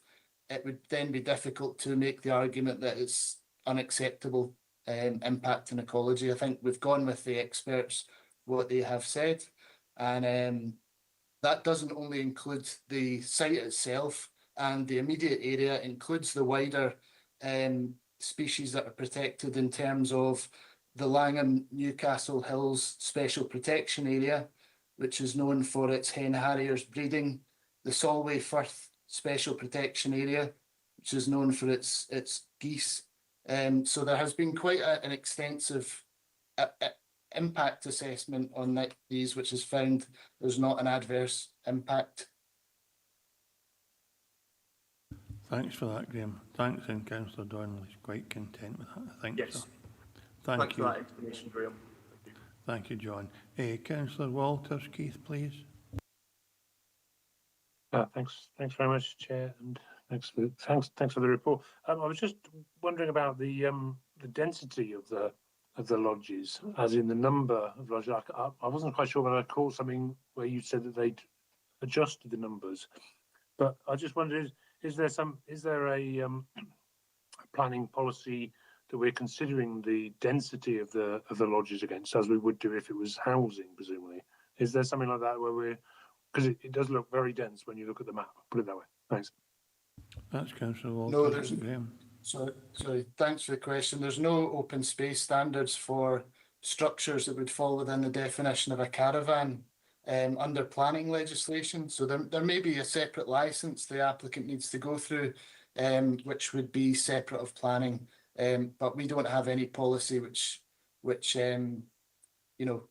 gives guidance on spaces between lodges and things like that. So it's more looking at the land use rather than the density of what's proposed. Thanks for that, Graham. You content with that, Councillor Walters? Yeah, I've learned something there again. Thank you. Thank you. Councillor Hislop, please. Just a quick question. I might have missed it earlier in the presentation, but condition 13, energy statement and sustainability statement, it might be a typo, but dated July 2026. Just in case somebody sees that in their consented thing and writes in something that doesn't meet the principles of whenever it was. Thanks for that. Is that something that's just to be amended, David? Yeah, I think the TARDIS has maybe got broken down, that one. Yeah, it should. I'll check what it should be, but we'll make sure and issue any decision with a condition corrected. But I'll guess that's July 25. In fact, yeah, 26, 25. Well, we'll check it out, but thanks for spotting that. Thank you, Councillor Hislop. If there are no other questions for our case officer, members, we're in session. Agreed. Everybody seems content to agree. So unanimous decision of the committee. Tracy, please. Chair, members have approved the application subject to the conditions in the report. Thank you. Is Councillor McCommon with us? Yeah, good. In that case, we'll go into agenda item number 10. Land to the south-east of Carsleuth Bridge, Carsleuth. Application for planning permission in principle for residential development, 5 dwelling houses. Application number 26/0521/PIP, and the report's been presented by David Heaton. David, are you with us? David, please. Thank you, Chair. So, as the Chair has just identified for you, the application is for planning permission in principle for a residential development comprising of 5 dwelling houses at land to south-east of Carsleuth Bridge, Carsleuth. Moving to show the location plan, what you can see is a site outlined in red that sits between the U279W Public Road and the A75. To the northwest of the application site, you can see Carsleuth Bridge and beyond the village of Carsleuth. This block plan is indicative in nature and shows how the site could be developed. So there is a single point of vehicular access which would serve the 5 dwellings. That is to be taken off the U279W, and the green areas shown on the plan show areas of landscaping that would be retained. Moving on to the photographs of the site now. This is a view towards the site from Carsleuth Bridge. You can possibly see on the right-hand side the entrance point into the site. This is a photo taken into the site from the vehicular access that presently exists. This is a view from the U279W facing south-east. The site is on the right behind the vegetation that is currently established along the roadside. This view is taken from the U279W facing northwest back towards the site, and the site is on the left. And this is just a further close-up of that site. This is a view facing west back towards Carsleuth Bridge and the village of Carsleuth from round about the access point into the site. Key issues with this site and this application to note is that 4 dwelling houses were previously refused at local review body on the basis that the site lies out with the clear and natural boundary of Carsleuth and would result in unacceptable ribbon development that would fail to relate to the layout, density, character and form of the existing village. And secondly, the proposals did not meet any of the criteria of the development plan which would permit new dwelling houses in the countryside. That reference is 23/2077/PIP. There has been no material change in development plan policies since that time. The proposals now meet the threshold for affordable housing provision by increasing from 4 to 5. However, it follows that if 4 was unacceptable, so should 5. The recommendation is therefore to refuse the application, and I'm happy to take questions. Thank you.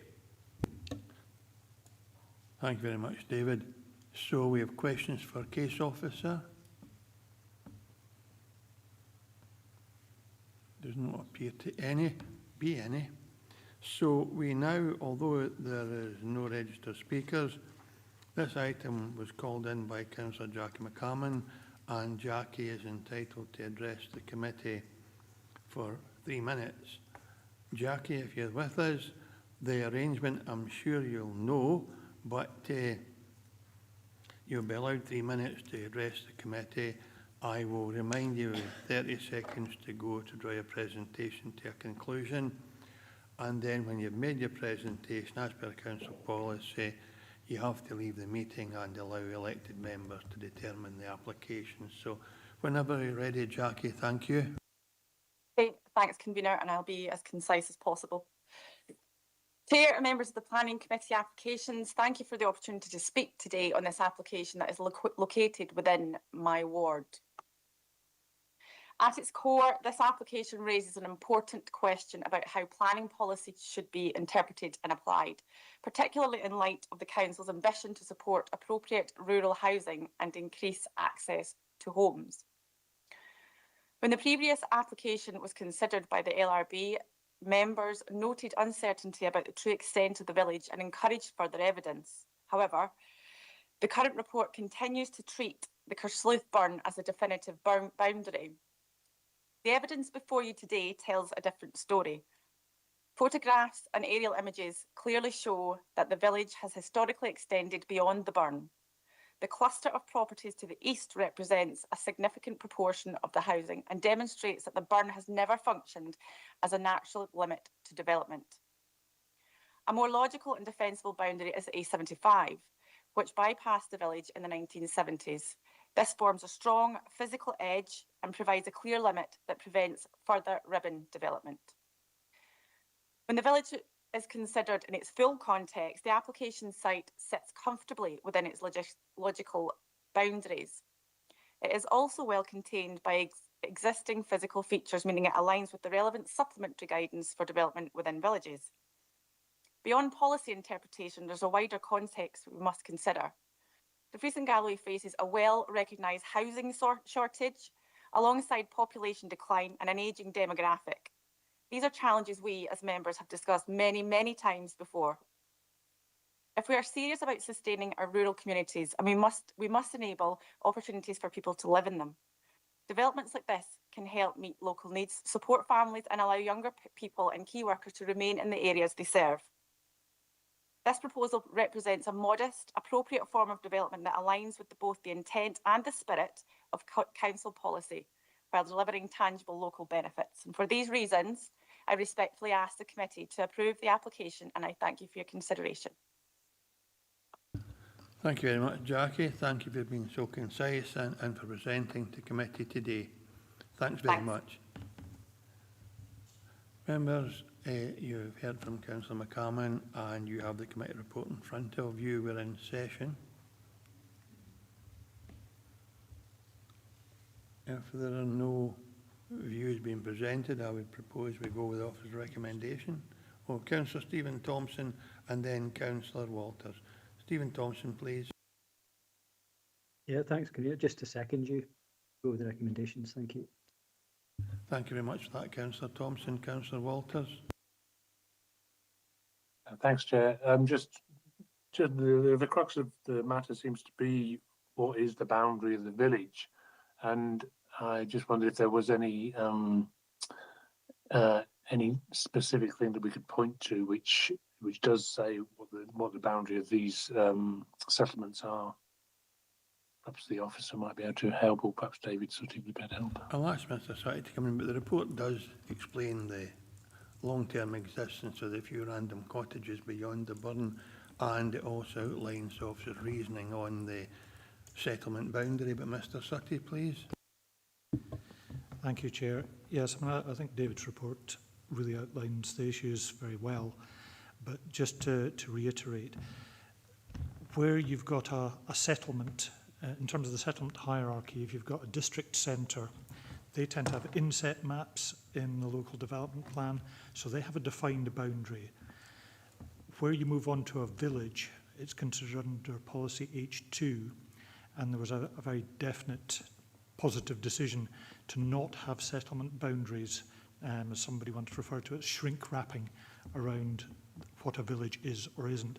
So it allows a bit more flexibility. Excuse me. It allows people, such as committees or officers, to actually look at sites and say, yes, that does fit within the character of this village. It's a logical infill site. What you don't want to have is a straggle, a ribbon of development going out with. And I think if you look on page 149 of your papers, which is the location plan, I think the Kersleuth burn does act as a very sensible, logical, defensible boundary. After that, yes, there are properties, as Councillor McCammon correctly said, but they're sporadic, they're ad hoc. There's quite a gap, as you can see, between, say, the old schoolhouse at the moment and once just beyond the bridge. So really, it doesn't fit within the pattern of the village, in our opinion. Totally understand the issues about housing emergency, but at the same time, there's nothing that's come in that has said that as a result of a housing emergency, you must abandon all well-established planning policy. It's still all about trying to get the right development in the right place, and given the proximity to the 75, the fact it sits out with the rest of the settlement boundary, I just don't think it's an appropriate site for housing personally. Satisfied with that, Councillor Walters? Yeah, thanks for that. It's very interesting to hear that there isn't really a definitive settlement boundary, and that what we're talking about really is a matter of opinion in terms of policy, in terms of the policy of, I accept that the officer has laid out their opinion on that. But yeah, that's interesting. Thanks very much. Thank you, Councillor Walters. Councillor Dennerley, John, please.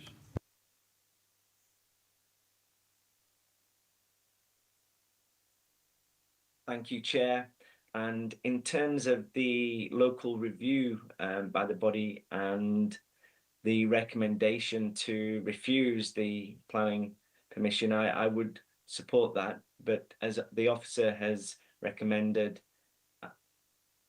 and as Councillor Thompson has also said to refuse this, so I too would propose that we refuse it also. Thank you, very helpful. Thank you, Councillor Dennerley. Councillor Hizzock, please. Chair, I realise Mr City will say time moves on, but there is no historical maps that included this land. I think in the past we had, was it LDP1 used to have inset maps for villages, and then you had small building groups. There was nothing here that might suggest in the past this was seen as part of the village. Mr City. Irrespective, irrespective of what might have come before, you have to determine it in accordance with the development plan that is currently in place.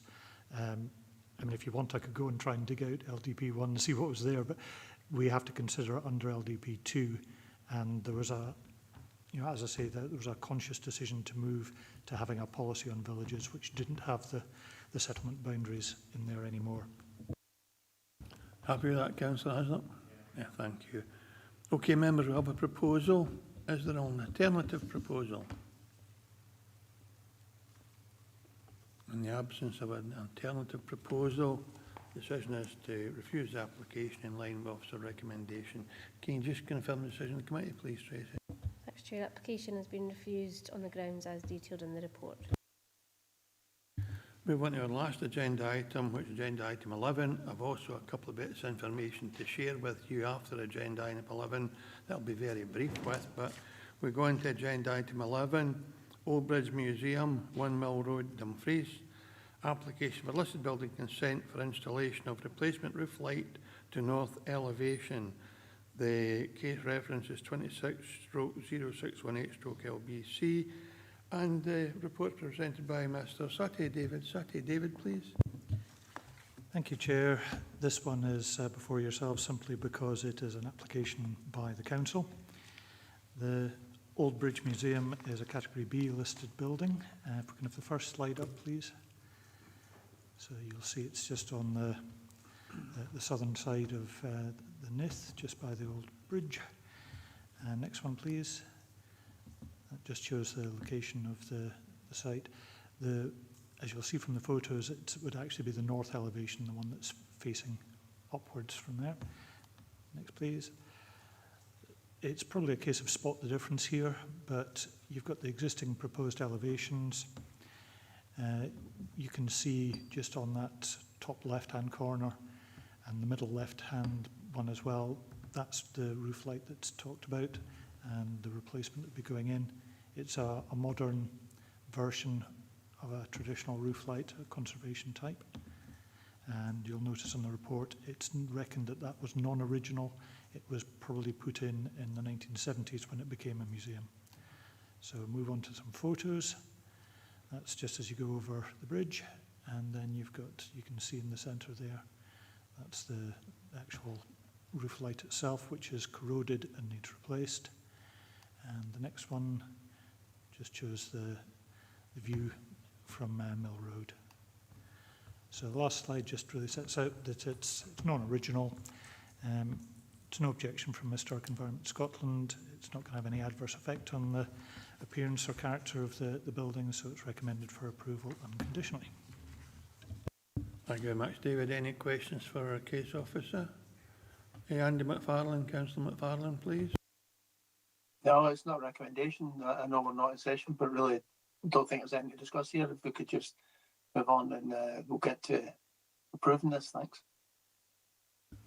Thank you very much. Well, we're now in session. Councillor McFarlane has suggested we approve the application. Councillor Campbell. It was just a quick question before we went to session. Is it double glazed or single glazed? David, please. I think from memory these type of ones are actually double glazed. Happy, Councillor Campbell? Yeah, good. Okay. So the recommendation from, or the proposal from Councillor McFarlane is we approve the application. Any dissenting members? In that case, it's agreed. Confirm the decision of the committee, please, Tracy. Thanks, Chair. Members have approved the application unconditionally. Thank you. So I have 2 bits of information to share with you, members.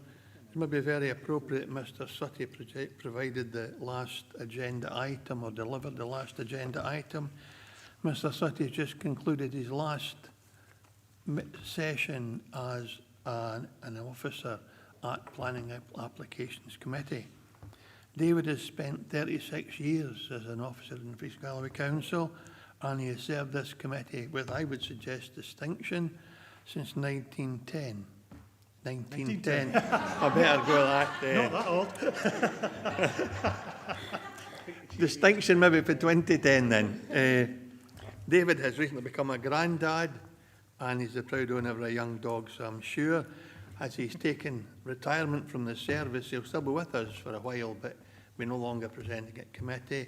I'm sure we'd all want to wish David well, thank him very much for his long and outstanding contribution to the service and to members of this committee. Well done, David, and hope you do well in your new role as a grandpa.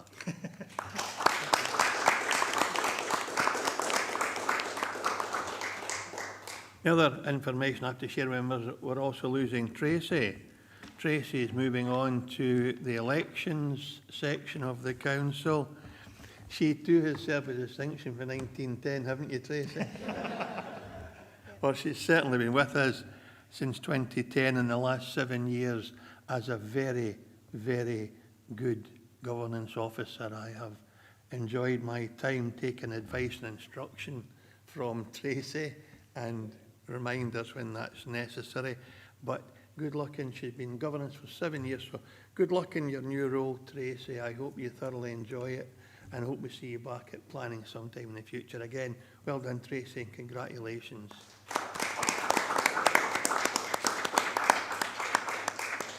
On that very happy note, members, thank you all for being here today. Thank you for your support, and again, thanks to Tracy and David for this sterling and valuable service to our committee and to elected members. That's the meeting closed, members. Thank you very much.